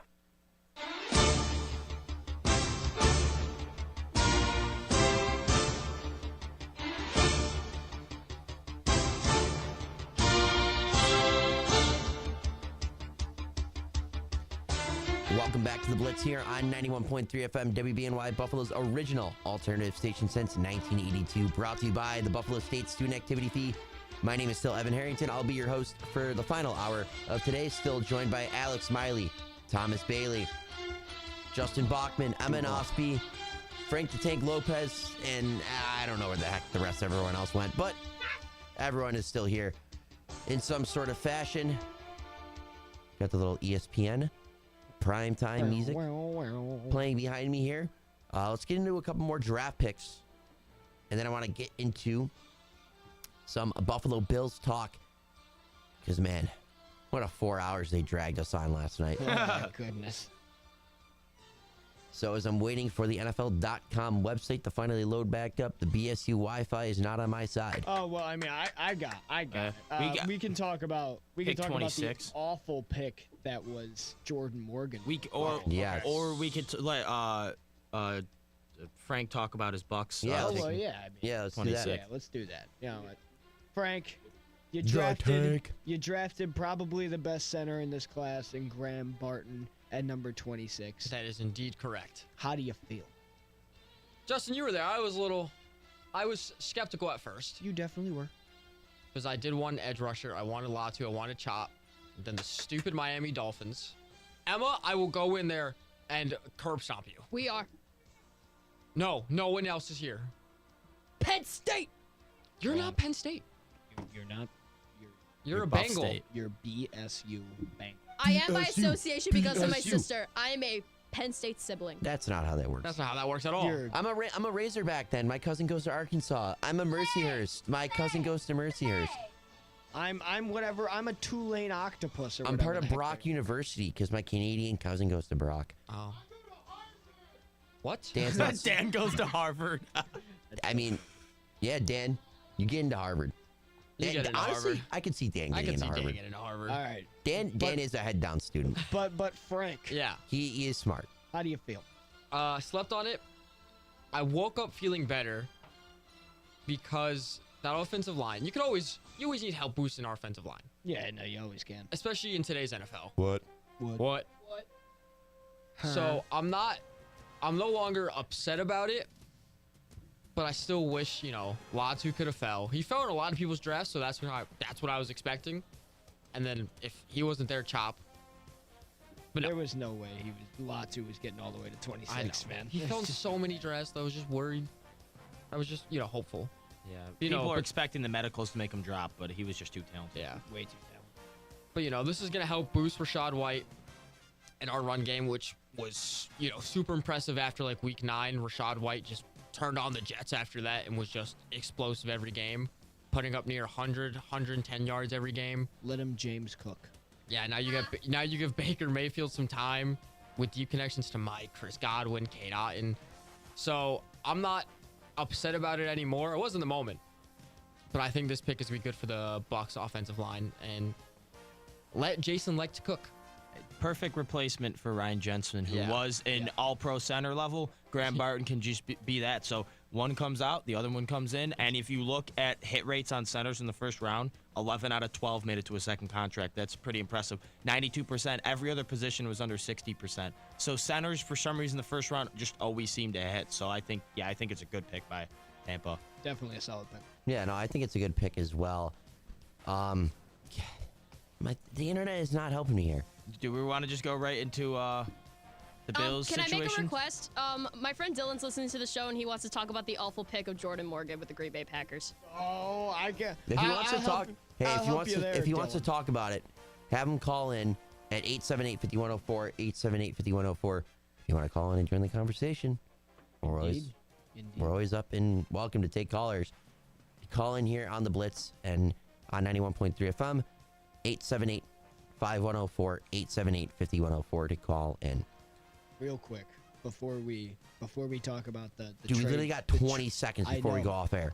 The 20 seconds, you're crazy. No. All right, so real quick, before we talk about the Bills and everything that happened there, let's just talk about a team that just never misses in the first round. The Baltimore Ravens. Yeah. These guys just don't miss. It's Curry from the arc. It's crazy. These guys just keep hitting. It's nuts. What a pickup. And the fact that Nate Wiggins fell to 30, low-key disrespectful. I know he's a little undersized, but this guy's got raw athleticism, and he's just a great cover. He's a blanket on guys that are over his size. You see him guarding guys that are 6'7", 6'6", well above his size, and he's out there playing up to that. What a pick there for Baltimore. Just a fantastic selection. And I got to give him props before we go into the rant that's about to be the Buffalo Bills. Perfect pick with Marshawn Lattimore, or not Marshawn Lattimore. Why can't I think of Baltimore's corner? Marlon Humphrey. Marlon Humphrey, yeah. I couldn't think of his name We for got some a reason. caller. Give me 1 second. Continue the conversation. It's Dilly. Oh, wait, keep going. Oh, but with Marlon Humphrey being injury prone and stuff, I think it's a perfect replacement to him. Yeah, I mean, definitely a fantastic pick. Just you can't go wrong if you're part of the Baltimore Ravens draft room. You just can't seem to screw up. At least in the first round picks, at least recently, Kyle Hamilton, Tyler Linderbaum, Zay Flowers, Lamar. Let's not forget that Lamar was picked at number 32. Like what? Yeah. What? They are insane at I drafting. think of that was bad was Hurst, man, and he was still serviceable. And Bateman. Yeah, Bateman hasn't lived up to it yet, but caller. Evan. We have a caller. His name is Dylan from, I don't know where'sville. Lancaster. All right. He's from Dylan! How you doing, buddy? I'm good. How are you today? Oh my gosh. How are all of you? I love you, man. I love you too. I like what I've been hearing from all of y'all. All right, I just Dylan. want to talk a little bit. I'll make this pretty quick. I just don't. I don't hate the pick. I don't hate it, but I just don't agree with it. He's talking about Jordan Morgan of the Green Bay Packers. He is a Packers fan. Yes. Coming from a Packers fan, I don't hate it. We lost David Bakhtiari. Huge loss. Need to refill the need. But I just don't agree with not trading back for him or not selecting. I was huge on wanting Cooper DeJean, Nate Wiggins, one of these. I mean, even I was hoping we would get Arnold until the Detroit Lions crushed my hopes of that. And I'm not very happy to have Arnold in the division, but I just saw Cooper DeJean available at 25. My heart wanted that. And then I was like, all right, if we're going to take an O-line, Barton, I was hoping for him. I don't know. I mean, I'm not against Morgan. I watched the tape. He looks pretty solid. However, the injury history has me a little concerned. I just don't know. Bro, that's not what you texted me last night, but okay. Hey, last night I slept on it. He was angry. I finally calmed down the what the hell feelings. They're all calmed down now. Still don't, I just don't know. Why don't you trade back? Yeah, no, it was definitely a bit of a reach. There were a couple of guys that absolutely should have and could have gone before him, but if you're the Packers GM and you're looking at it and you think that's your guy, don't wait, just dial the number, man, and he did, and it was. We're gonna see what Jordan Morgan comes to. He was a pretty above average player at Arizona.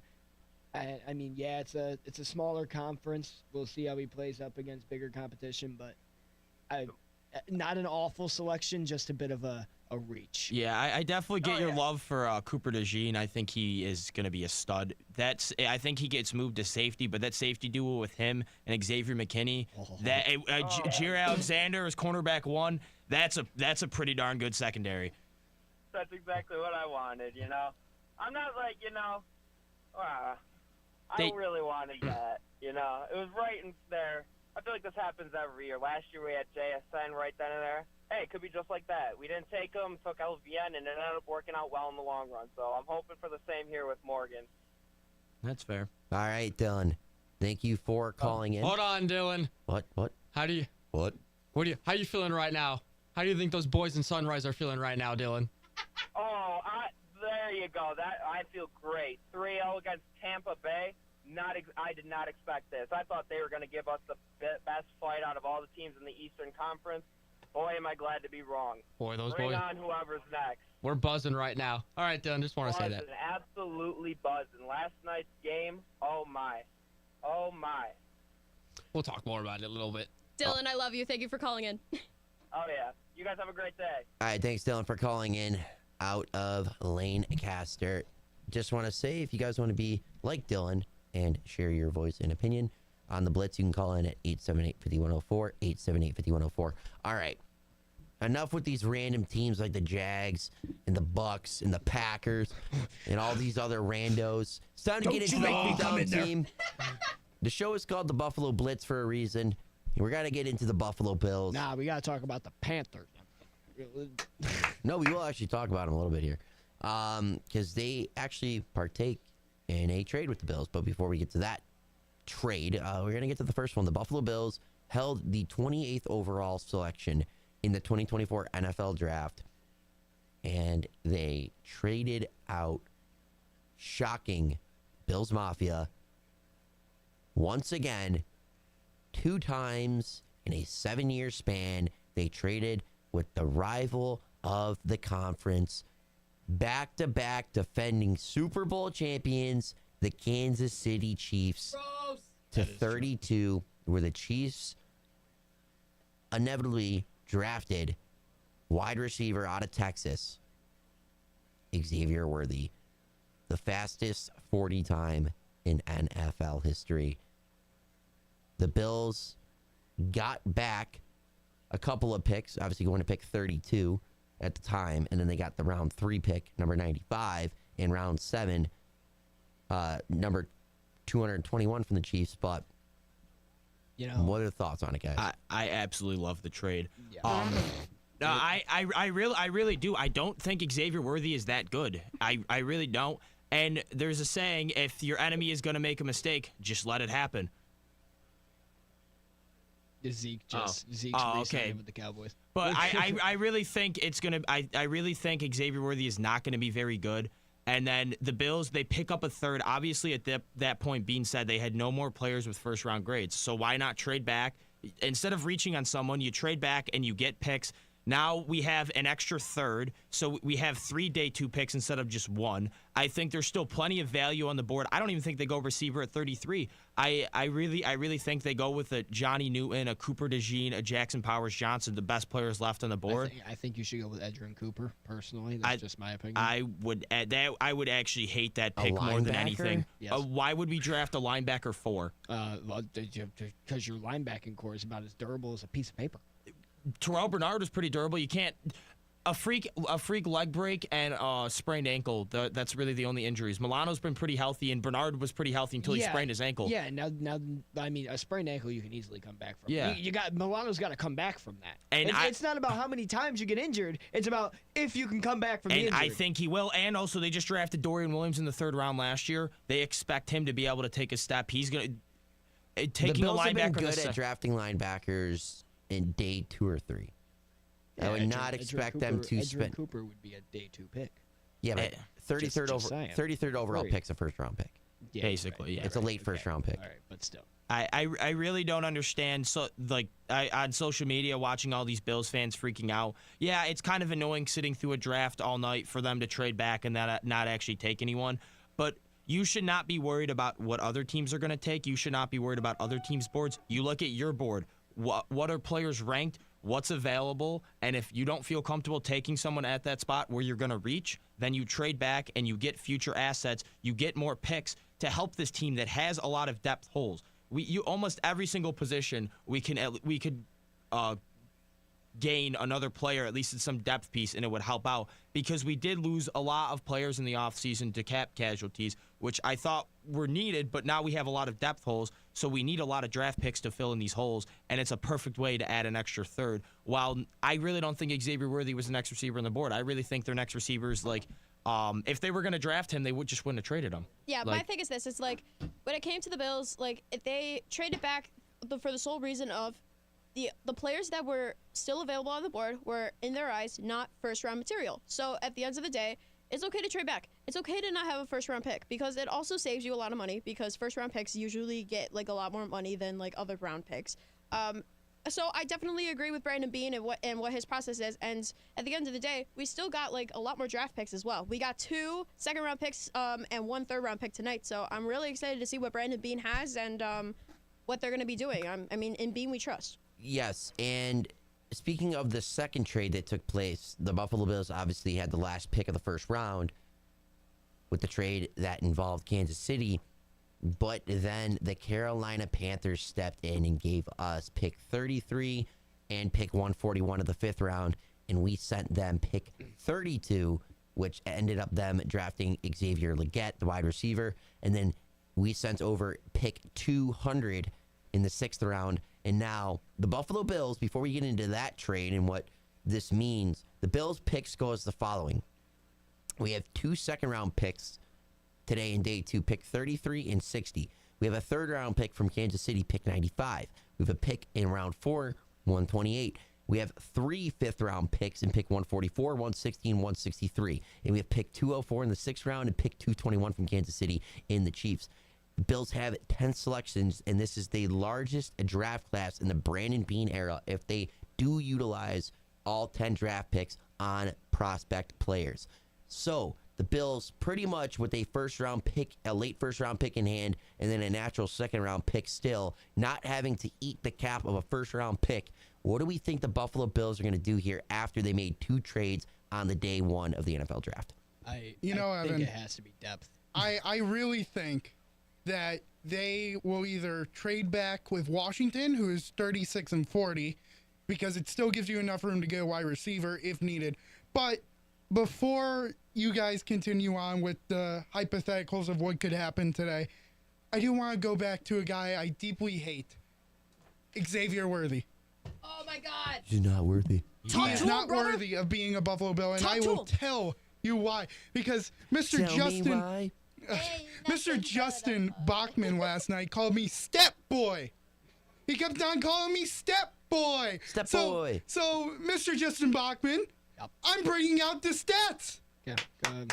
You know, Go ahead. a lot of things with Xavier Worthy. Go ahead. It's just a lot of bull. Know that Quinn Ewers is He's really not that good. What? He really just doesn't have the talent to be a good wide receiver in this league. What?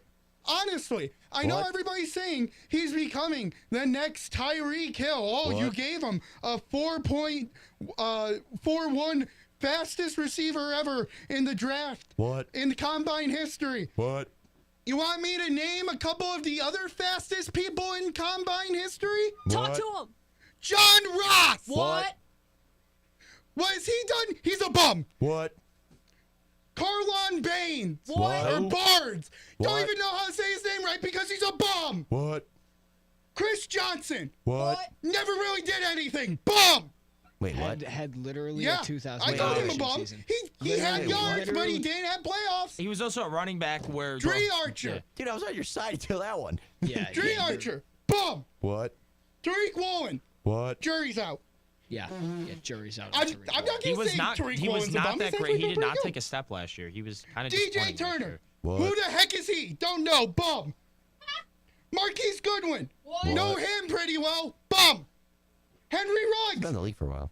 Bum. Jacoby Ford. Bum. All right. JJ Nelson. Bum. What? Jalen Myrick. Bum. What? Taekwon Thornton. Bum. What? Nate Wiggins. Got drafted this year. Can't really say anything. Cedric Woods. Who is he? What? Javelin Jurdy. Who? Jurdry. Jurdry. However you say Sounds his like the last brand name, of he's a beef bum. jerky. All right. So Xavier Worthy is just going to be another bum. Okay. What? He All right, really so is. let's His talk draft about it like stock this. rose too Who high. let this guy cut a promo? Yeah. Who let him? You know, his We call draft him stock Dwayne rose. Dan Dale Johnson. Oh What? my God. But Xavier Worthy's draft stock rose way too high just because he ran fast in a straight line. You know, if you go to That's pretty some good. of the important stats of a wide receiver, because, you know, Justin, I know you talked about catching a lot of deep balls from Patrick Mahomes that he might be doing. Let me tell you some notable ratings from Xavier Worthy this past year with Texas. Yards per route run, 70th What? in college. On target catch percentage, 94th. What? Completion percentage, 104th. What? First Wait, down wide receiver percentage, 121st. What? He is an absolute utter bum. He's What? not going to do anything. He's not going to be amazing. Yeah. Congratulations, Kansas City. You just drafted a kick returner in the first round. Okay. Bum. What? All right. So let's. And he's also, like for anyone, for Justin anyone looks that up, of course he is, walks away. for anybody that is literally only tuned in through the radio or the Radio FX app and not tuned in to our Facebook or Twitter right now, I don't know what you're doing. You got Emma Nosby waving over to you. Dan Dale just entered the studio and left the studio to cut a promo. Let's. I mean, this is like some WWE stuff. This is like All right, attitude so here, you man. want Can we get some real, galaxies, you want some real please, Facebook, WWE please? stuff? Both guys get to talk. All right, let's talk about Xavier Worthy for half a second here. Bum. Because I know everybody's. It's been half a second. Wow, she took the mic. All right, I know everybody's saying the same thing. Everybody's saying that stats matter. Stats matter. Yep. Okay. All right. Stats matter. Word. All right. So let's talk about the pure ability of a guy with the speed and the explosiveness of Xavier Worthy. This is a guy who, yeah, combine hero. And you know what combine heroes are? They're great athletes. You know what great athletes result in? Most of the time, great players. This guy is a guy who has pure explosiveness. Every time he plants his foot in the grass, he changes direction on a dime. And you're looking at a guy who, yeah, his target percentage is low. His catch percentage is 94th out of 1,000 receivers in college football. Congratulations. We're also talking about a guy who has Quinn Ewers throwing him the football. A guy who has about the greatest middle-of-the-field accuracy in maybe a little league football community.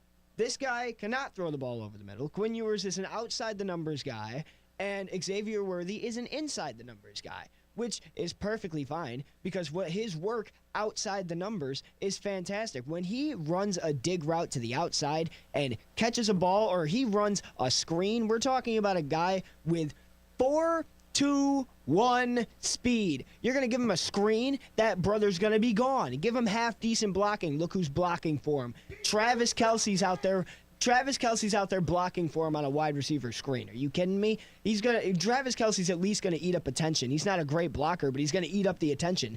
You give Xavier Worthy half a step, half a gap, he's gone. He's gone. He's done it multiple times, multiple years at Texas. This is a guy who has NFL talent, who has NFL explosiveness, and you just gave him to the greatest system in the NFL. You gave it. You gave him the greatest system in the NFL. You gave him the best possible place to become a wide receiver one potential. No! Name another receiver that size that didn't win the Heisman Trophy that has done anything in the NFL. That's so specific. You can't. Because the only one that's done it was Devontae Smith, and he was so good he won a Heisman. That's a different level. Xavier Worthy is not a Heisman-level receiver. So he didn't win a Heisman. You know how many players in the NFL didn't win a Heisman that turned out to be stars? I'm saying how many receivers that size of Xavier Worthy have produced in the NFL? There's only one, and it's an outlier because it's Devontae Smith, who is a Heisman-level receiver. That's what I'm trying to say. Xavier Worthy is too small. He's going to get pressed at the line of scrimmage. Doesn't matter how fast you are when you get jammed at the line of scrimmage and you're off your route. These NFL corners are going to jam him. That's in college. They don't play that much press man coverage. There's a lot of off zone. And the NFL, if you have corners that can play press, they're going to play press. And it doesn't matter how fast you are. If you can't get off press coverage, you are not going to succeed. And he can't get off press coverage. He is not going to succeed. Yeah, when was the last time you saw Xavier Worthy line up on the line of scrimmage? It really doesn't matter. It does. No, because it does. Because that's what his game is. He lines up off the line of scrimmage, so he has an extra step to make a guy miss. Yeah, but that's what he did for 3 consecutive years at Texas. He lined up a couple steps back from the line of scrimmage. And corners can still get hands on him. And corners can still get hands on him. Yeah. Just because he lines up a couple. Corners get hands on Devontae Smith. Is Devontae Smith awful? No, because he has the skill to be able to get away from it. I'm saying Xavier Worthy isn't that good of a player. Does Devontae Smith line up on the line? As I'm saying, Devontae Smith's an outlier because he won a Heisman. That's what I'm trying to get at. Xavier Worthy is not that level of a receiver. This is crazy. You're talking about another guy who lines up off the line of scrimmage and can make his man miss. Yeah, but what I'm trying to say is Devontae Smith is a Heisman level receiver. Xavier Worthy is not a Heisman level receiver. Why does Heisman matter? Why does a Heisman matter? To win a Heisman as a receiver, you have to be the best receiver in the nation by far and put up the gaudiest numbers ever. Xavier Worthy is not that good. I'm saying Devontae Smith at that size is an outlier. Every other receiver that size has not been good. Devontae Smith is an outlier. That's why you say you can't compare him to Devontae Smith. Xavier Worthy can line up off the line of scrimmage and he's still going to get pressed. Corners are still going to get hands on him, and he doesn't have the ability to get off it because he's too small. Okay. You want to talk about small wide receivers? Let's talk about small wide receivers. Ready? Let's talk about Odell Beckham Jr. Much bigger than Xavier Worthy. Let's talk about Jarvis Landry. Bigger than Xavier Worthy. Let's talk about smaller guys that made it work in the NFL. Antonio Brown. Bigger than Xavier Worthy.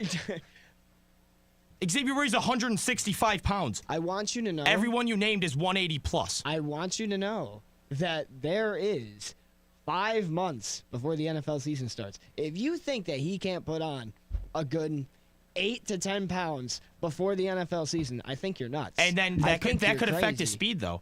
Okay, then he's 175. That's still not good. Justin, and that takes away you the top may end make speed. the point of bulking up so he can gain muscle. What if he loses the speed? What if he starts losing the speed?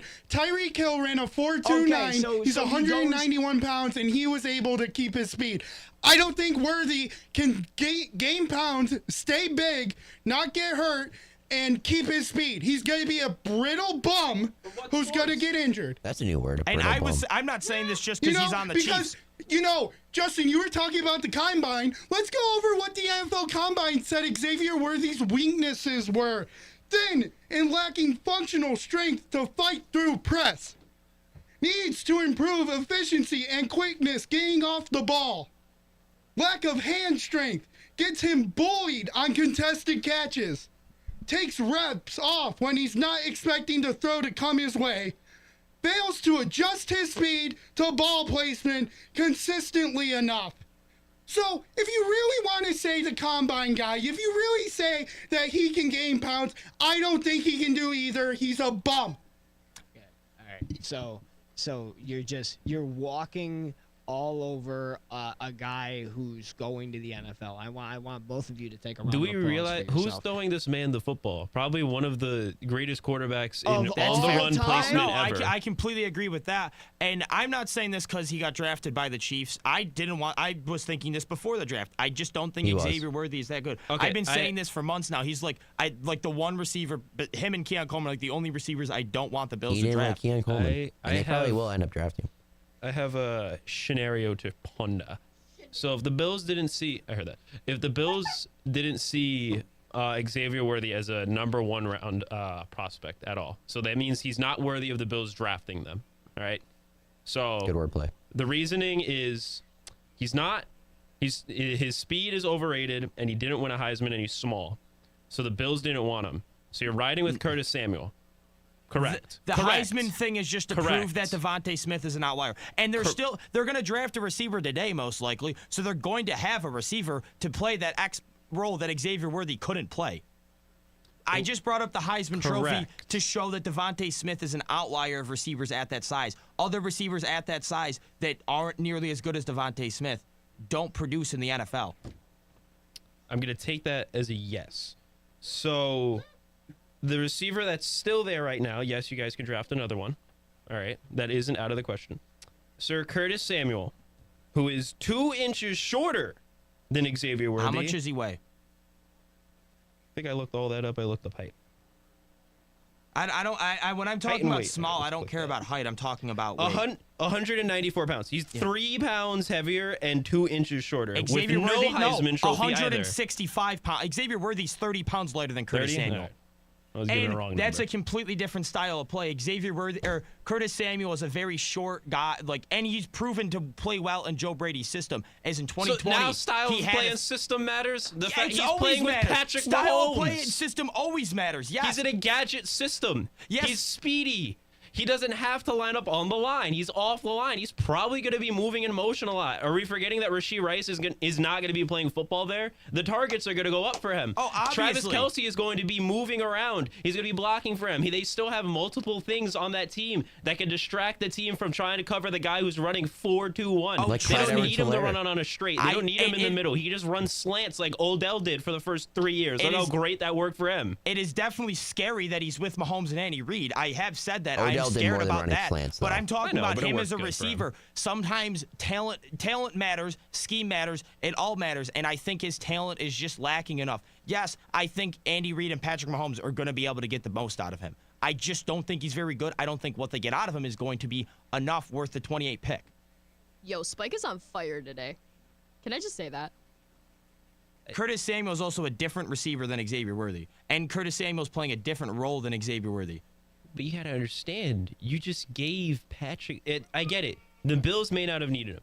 The Bills may have something in place. And you know what? The Bills may do something that is ultimately better for them in a single sense. But you traded with the Chiefs that just won 2 Super Bowls in a row, just lost one of their star receivers due to off-the-field issues, and immediately let them replace it with a gadget guy that they can place wherever they want, who runs a 4-2-1. Let's ignore the 4-2-1. He's just fast. and he has Patrick Mahomes throwing him the ball, fresh off of another Super Bowl win. You don't draft. You don't. I'm just gonna. draft. I'm gonna defend Alex here for a second. You just said they added a wide receiver that's fast with Patrick Mahomes throwing the football. Yes, one of the best off. Patrick Mahomes throws. How many wide receivers were still available in the draft that would have Patrick Mahomes throwing the football? If your argument is saying that Patrick Mahomes is just going to make him better, he does. Well, then how doesn't come Sky improve his Moore, career. Kadarius Toney, Mecole Hardman, MVS, all of them are bums? Okay, Kadarius Toney had a touchdown in a Super Bowl that he won. Okay. Scheme Cool. created. There's people that have been bums that have scored touchdowns in the Super Bowl. Tony had a couple moments. Yeah. But as an overall outlier, he wasn't there. Sky Moore, what happened to him? I don't know. I don't care about Sky Moore. I don't care about the Chiefs. I don't know them that well. All I know is that Patrick Mahomes and Andy Reid. Sky Moore was drafted based on speed. He's not doing terrible. He's not a bum. He's not even. He's probably about to get cut. He's been awful. He's like the fifth receiver on that terrible receiving core. Or at least last year was like the fifth receiver. Second round pick had an option or had a chance to cement himself as a top 3 guy. Couldn't do it. Yeah, it caught 2 touchdowns in the Super Bowl. Yep, there you go. I mean, like it's not it's not about the he's player also that you young. have. It's about the player that you can make yourself into. Xavier Worthy has some of them like Mecole Hardman. There's again, a second round pick. There's a major drop. There's the top 4 all receivers. I'm gonna say is outside of Tyreek Hill, who is more than just speed. Kansas City has not been able to mold a guy only known for speed into a good wide receiver consistently. Who cares? They win with it. They make it work. Because of Patrick Mahomes. I'm not discrediting that. They also had a great defense last year. But it's not like the receiving core was one of the worst in the league last year, and they've put assets into it recently. And they won a Super Bowl. Yes, not because of the receiving core, because of everything else, because they had a top 3 defense in the league. They have arguably obviously the best quarterback in the league right now, probably a top 3 quarterback in NFL history already, and one of the greatest coaches ever. The receiving core is still bad. So then why give them this chance to make it at least something relative of what it was before with Tyreek Hill? You don't draft. You don't draft based on other people's boards. You draft on your board. Bean looked at his board. No one at 28 has a first-round grade. So people are offering him trade packages. The Chiefs offer the best trade package. They want to go get their guy. It doesn't matter who's offered the package. That's the best package. They didn't want to draft anywhere, so they go and pick up a 3rd-round pick. There's a good chance the Chiefs can get Xavier Worthy at 32 anyways. I don't know. Maybe they're trying to jump Baltimore. They could have jumped Baltimore at 29 with who was at 29 there? Dallas. Maybe we don't accept that trade. We're not going to draft Xavier Worthy. They just trade up to 29 and they go get Xavier Worthy anyways, and then we're missing out on these picks and we're stuck with someone we don't want to take at 28. That doesn't really make any sense. I'm 90% sure they probably jumped to your spot because they knew you guys were probably going to draft the receiver. They probably could have been fearful that it was Worthy, but that's probably why they did that in the first place. Because it would make sense to take the opportunity away from you. If the Bills wanted to draft a receiver at 28, they were not going to trade that pick. It's pretty simple. The Bills traded that pick because they didn't want to draft a receiver at 28. Why? Why not? Because the value's not there. For entertainment's sake, why not just try something different if you're the Bills? What do you mean? With a speedy receiver like this, why not give Josh Allen, give him something different to work with? Because it doesn't really fit. It doesn't really fit our system. And what has fit? What has come of this system in the last 6 to 7 years? 4 straight division titles. We make the playoffs every year. We have really good games. The Bills have been arguably the second best team in the league over the last 4 years. There's no disputing that. Yeah, we've still been, just because we run into the Chiefs, we've had a problem beating the Chiefs. Doesn't mean we haven't had a successful time. And we've built this team that was on a 20-year playoff drought. The Bills have the second most wins over the last 4 years by any team in the NFL. They have the second best quarterback in football. They have been a top 5 defensive unit for the last 4 years. Except for in the playoffs. They suck in the playoffs. Yes. The defense sucks in the playoffs. The Bills' defense is terrible in the They've been undoubtedly a top 5 team over the last 4 to 5 years. There's no dispute saying how great the Bills have been. But it's all coming to a head. What This does that same mean? thing can't keep. Josh Allen can't do this for another 6 to 7 years of just winning the division. They already. I'm not saying they're going to stop Who's winning stopping them? I'm not saying they're Who's stopping them? I'm not saying they're going to stop winning it. They can keep winning the division. Who is stopping them? I mean, the Dolphins did Are we talking about AFC East or the AFC in general? Do you know who's stopping the Bills from getting into the playoffs as a home? No home one's field stopping them advantage? from getting into the playoffs. It's getting over the playoff hump. Yeah, it's and getting to the Super Bowl. It's only That's been 3 years. Only 3. So Josh Allen's only been trying this for 3 years. Here- Josh Allen's been here for 6 to 7 years. No, They did try something different. I'm gonna get into this. This is the misconception between Bills fans and the rest of the NFL. People think the Bills have been at this for 6 to 7 years, and that can be more from false. The Bills emerged onto the scene 4 years ago. 4 years ago. 4 years ago, they emerged on the scene. Josh Allen took the year 2 to year 3 leap, became the quarterback that he is now, and they made the AFC Championship. That was a team with no experience whatsoever. They ran into the Chiefs that were just ahead of the curve at the time, and they got it handed to them. The Bills weren't supposed to be there. They came onto the scene. No one expected them to do so. They won 13 games. They won 13 games and lost 3. No one expected the Bills to do so. It was a wonky year. COVID happened. Everyone remember that? Not many people remember that part of the season because the Bills went 13-3 onto the scene. Next year, the Bills went 11-6. They had a bad regular season. They weren't a good football team. They emerged in the playoffs and 13 seconds happened. That was the quote-unquote year the Bills were supposed to win the Super Bowl. That Bills team, maybe the worst Bills team in the last 4 years. No, I think the next year was even worse. But next year, the Bills still went 13-3. They did. They went 13-3. They had a chance for the 1 seed. Obviously, we all know the 17th game got canceled with the whole DeMar Hamlin incident. The Bills went 13-3. They ran into a tough Bengals team.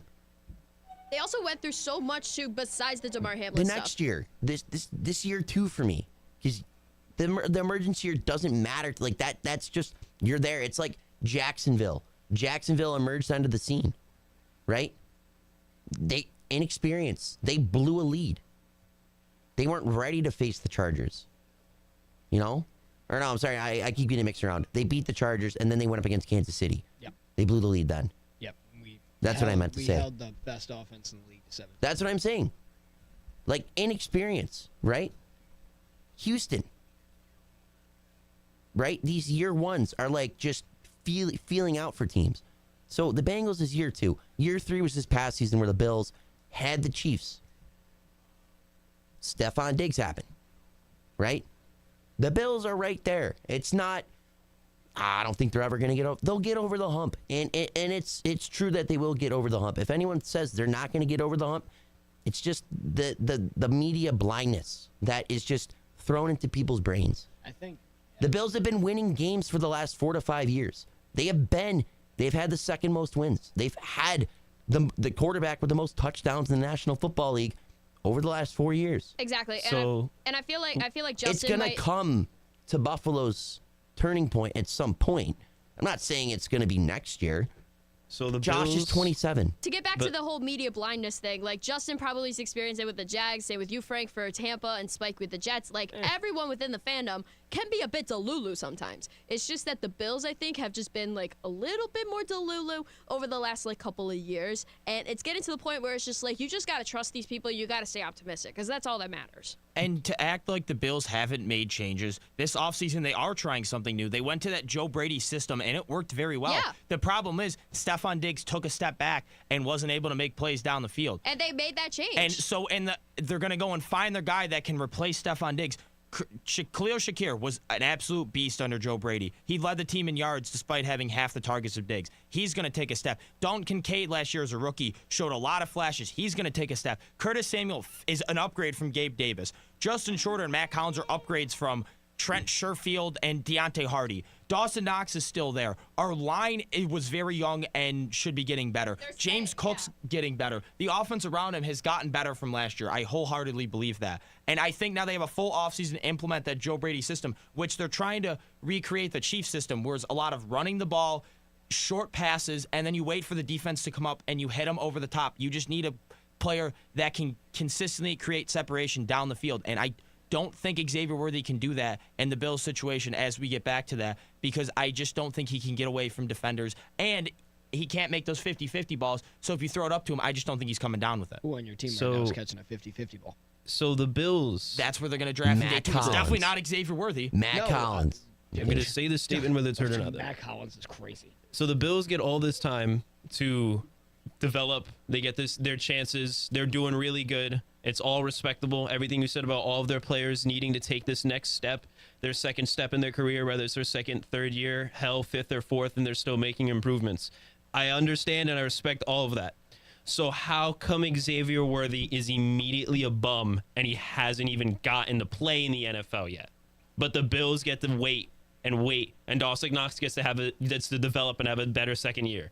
That the Bills get to build these players, and these players get to develop and be better. And I'm removing the argument that they should have drafted Xavier Worthy. Why wasn't Xavier Worthy a top 10 pick? Why doesn't he get to develop? No. Because there are a lot of better options, and a lot of teams needed other things. If Xavier Worthy, I'm not sitting here saying he's a bum, but saying Xavier Worthy is a home run pick by Kansas City like everyone is making it out to be is crazy. It's just not.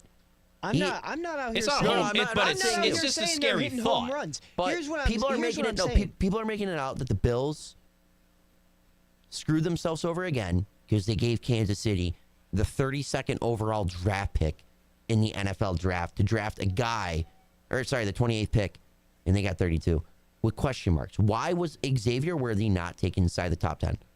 I'm at this question. Why was he not taken inside the top 10? Half of them needed quarterbacks. The other half needed line. And there were three better receivers. Okay. Can we I'm also not going to say Xavier Worthy's God. Hypothetically, what would happen if Xavier Worthy did not break the 40-yard dash record at the Combine? He'd be a third-round pick. Exactly. Well, I'm not going to... this is what I don't like doing with players. I'm not going to take away what makes them great. You can't... I'm not going to throw hypothetical... Take Giannis and make him 5'1". He's not going to be the Greek freak. Yeah, right. Let's make LeBron James have the build of Victor Wembanyama. Let's take Tom Brady and make him ambidextrous. Here's what I'm saying, right? It's not about the fact that you didn't take him. It's not about the fact that you gave him to the Chiefs. Here's where the fact of the matter lies, right? None of these players... Dan, you said it yourself. None of these players have played a snap of NFL football, and everybody's just writing off a guy with the upside of Xavier Worthy. He's my favorite player in this class. I truly think he's got a lot of potential. I really think he can make something out of it, and I think he just got put into the best position possible in Kansas City. And now you got guys like Dan who are calling me an idiot because I have an opinion. Like, yeah, buddy, I don't think Josh Allen's the second best quarterback in the league. Does that make me an idiot, Evan? I don't think so. I mean, you can... Here's what it is, right? Who do you have, number two? It's not about... Don't put words in my mouth. I never called you an idiot. I just said you called me stat boy. Will Smith him. Will Smith him. Will Smith him. Guys, we still love each other at the end of the day, all right? We still love each other. We're all friends. Oh! No, and I Oh, my God, Dan! I agree with what you're saying, Justin. That's fair. Maybe I was a little bit too harsh on Xavier Worthy. He does have all the potential in the world.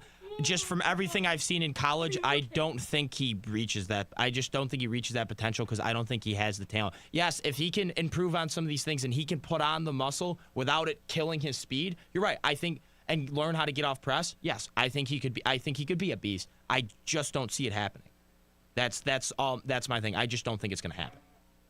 Maybe it will, maybe it won't. None of these guys have played a snap. Exactly. That's fair. Stay tuned. Justin, are you okay? Okay, it's just like... What even happened? He just literally just went and just tackled the man. Dan came and dunked on him. I hope you know I tackle people 3 times my side out of the rugby but field. like still, you good? Okay, that's all that matters. He's good. No one got hurt. Actually, got Will Smith. But he's going to get Roman Reigns if he tries it again. Whoa! Do the I like the Duval.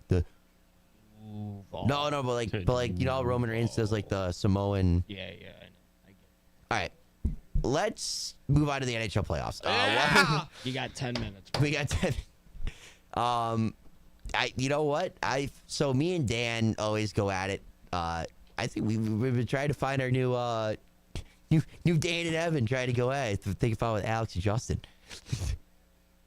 So right now, currently, we are still in the first round of the playoffs.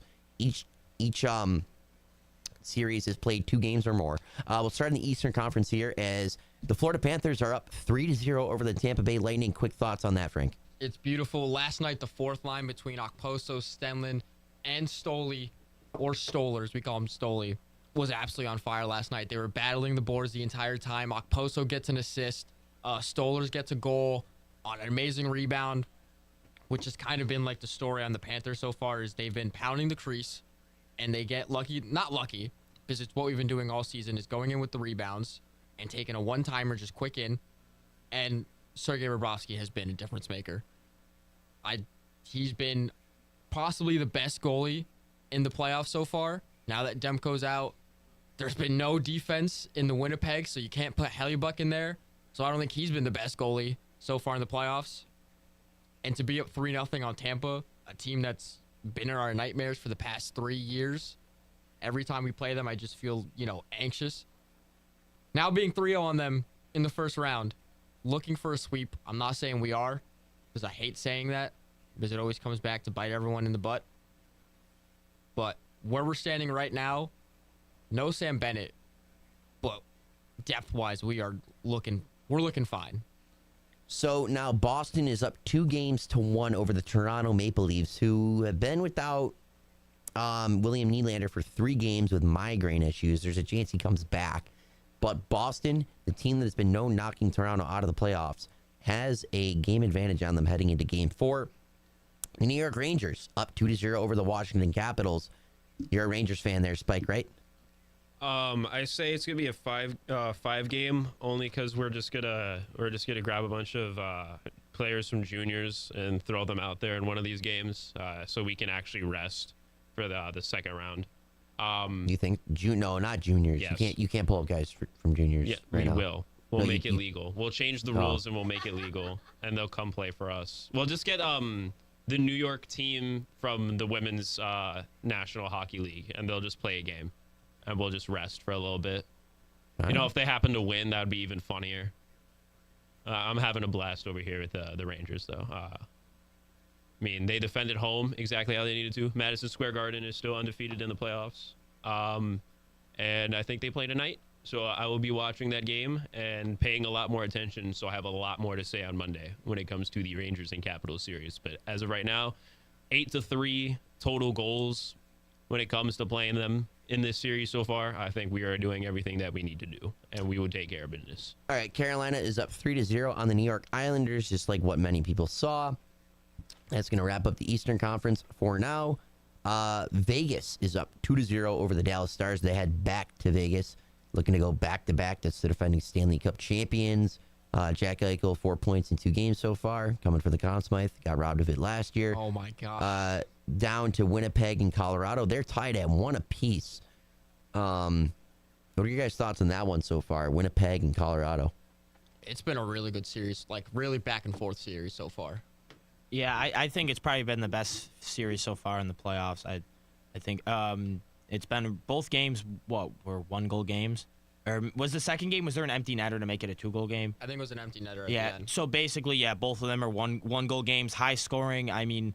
Colorado's obviously very electric. And then, surprisingly, Hellebuyck has not been as, he was probably winning the Vezina, and he's not been great this year. He's been number 1 so far for Vezina voting, on record. He's probably going to win it, and he just hasn't been that great so far this playoffs, which, I guess it makes it more fun for the fans, more goals, more electric, but it's been a little surprising. All right. Vancouver and Nashville. Sorry, I was partaking in something. Now, this series I'm loving right now. Yeah, it's a fun series, Thomas. I really do like this series a lot. I think the offenses are going to get going now that Casey DeSmith's not there. And I really think that Nashville has that leg up now with UC Saros in between the pipes. I really like him a lot as well. Thatcher Demko is on an absolute tear, and I really had a lot of high hopes for this series as these two goaltenders, they're unmatched in the playoffs. This is probably, in my opinion, the best goaltender matchup we're seeing so far in the playoffs. And I feel like that these two guys are very much so going to dictate what happens in this series, and I think that I'm leaning towards Nashville after that. Yeah. Well, Demko's out.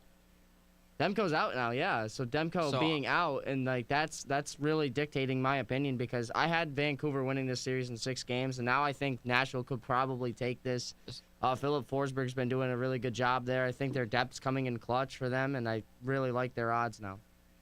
And the final game the final series they were talking about, which I honestly think it might be the most exciting series so far, Because Probably. these teams always go at it. They went at it last year.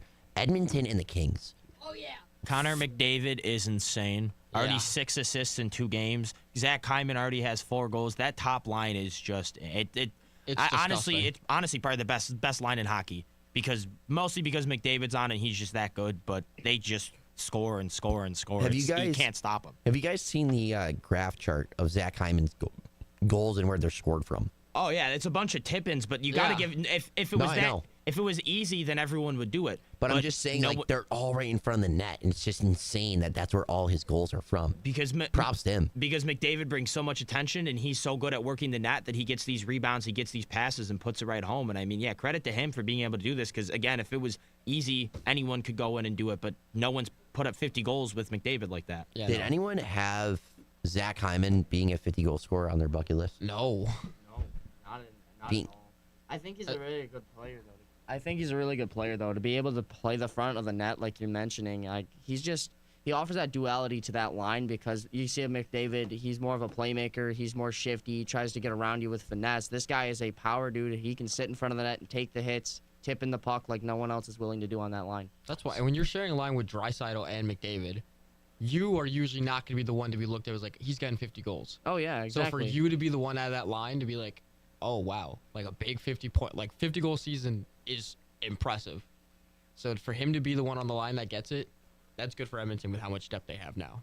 And who do we think is going to be winning the Stanley Cup? Oh, we're going. Vancouver. Vegas, sadly. I had Dallas winning it, and they're up 2-0. Vegas is just so deep, and I mean, obviously, they didn't have the great. They were the 8th seed, but that's because they decided to sit out Mark Stone, put him on LTIR, so they could load their out team. some games. Yeah, they deal with a lot of injuries. They're throwing people on LTIR because they're exploiting the NHL's dumb rule. I'm pretty sure Vegas voted against it too. Yeah, but I mean, I always love those That's rules. why I don't hate Vegas, because if the rule's there, you might as well take advantage of it. Anyone can. Yeah, that's what. Thanks, Alex. Like, there's so many people who are getting mad at Vegas for using that rule. Like, dude, any team can do it. I still hate Vegas. Well, I officially hate Vegas, but I'm gonna stick with my gut and still say it's gonna be Vancouver. But if it's wrong, give me the Oilers. She's throwing the Nucks. There ain't nobody winning this ship other than the San Jose Sharks. Oh my god!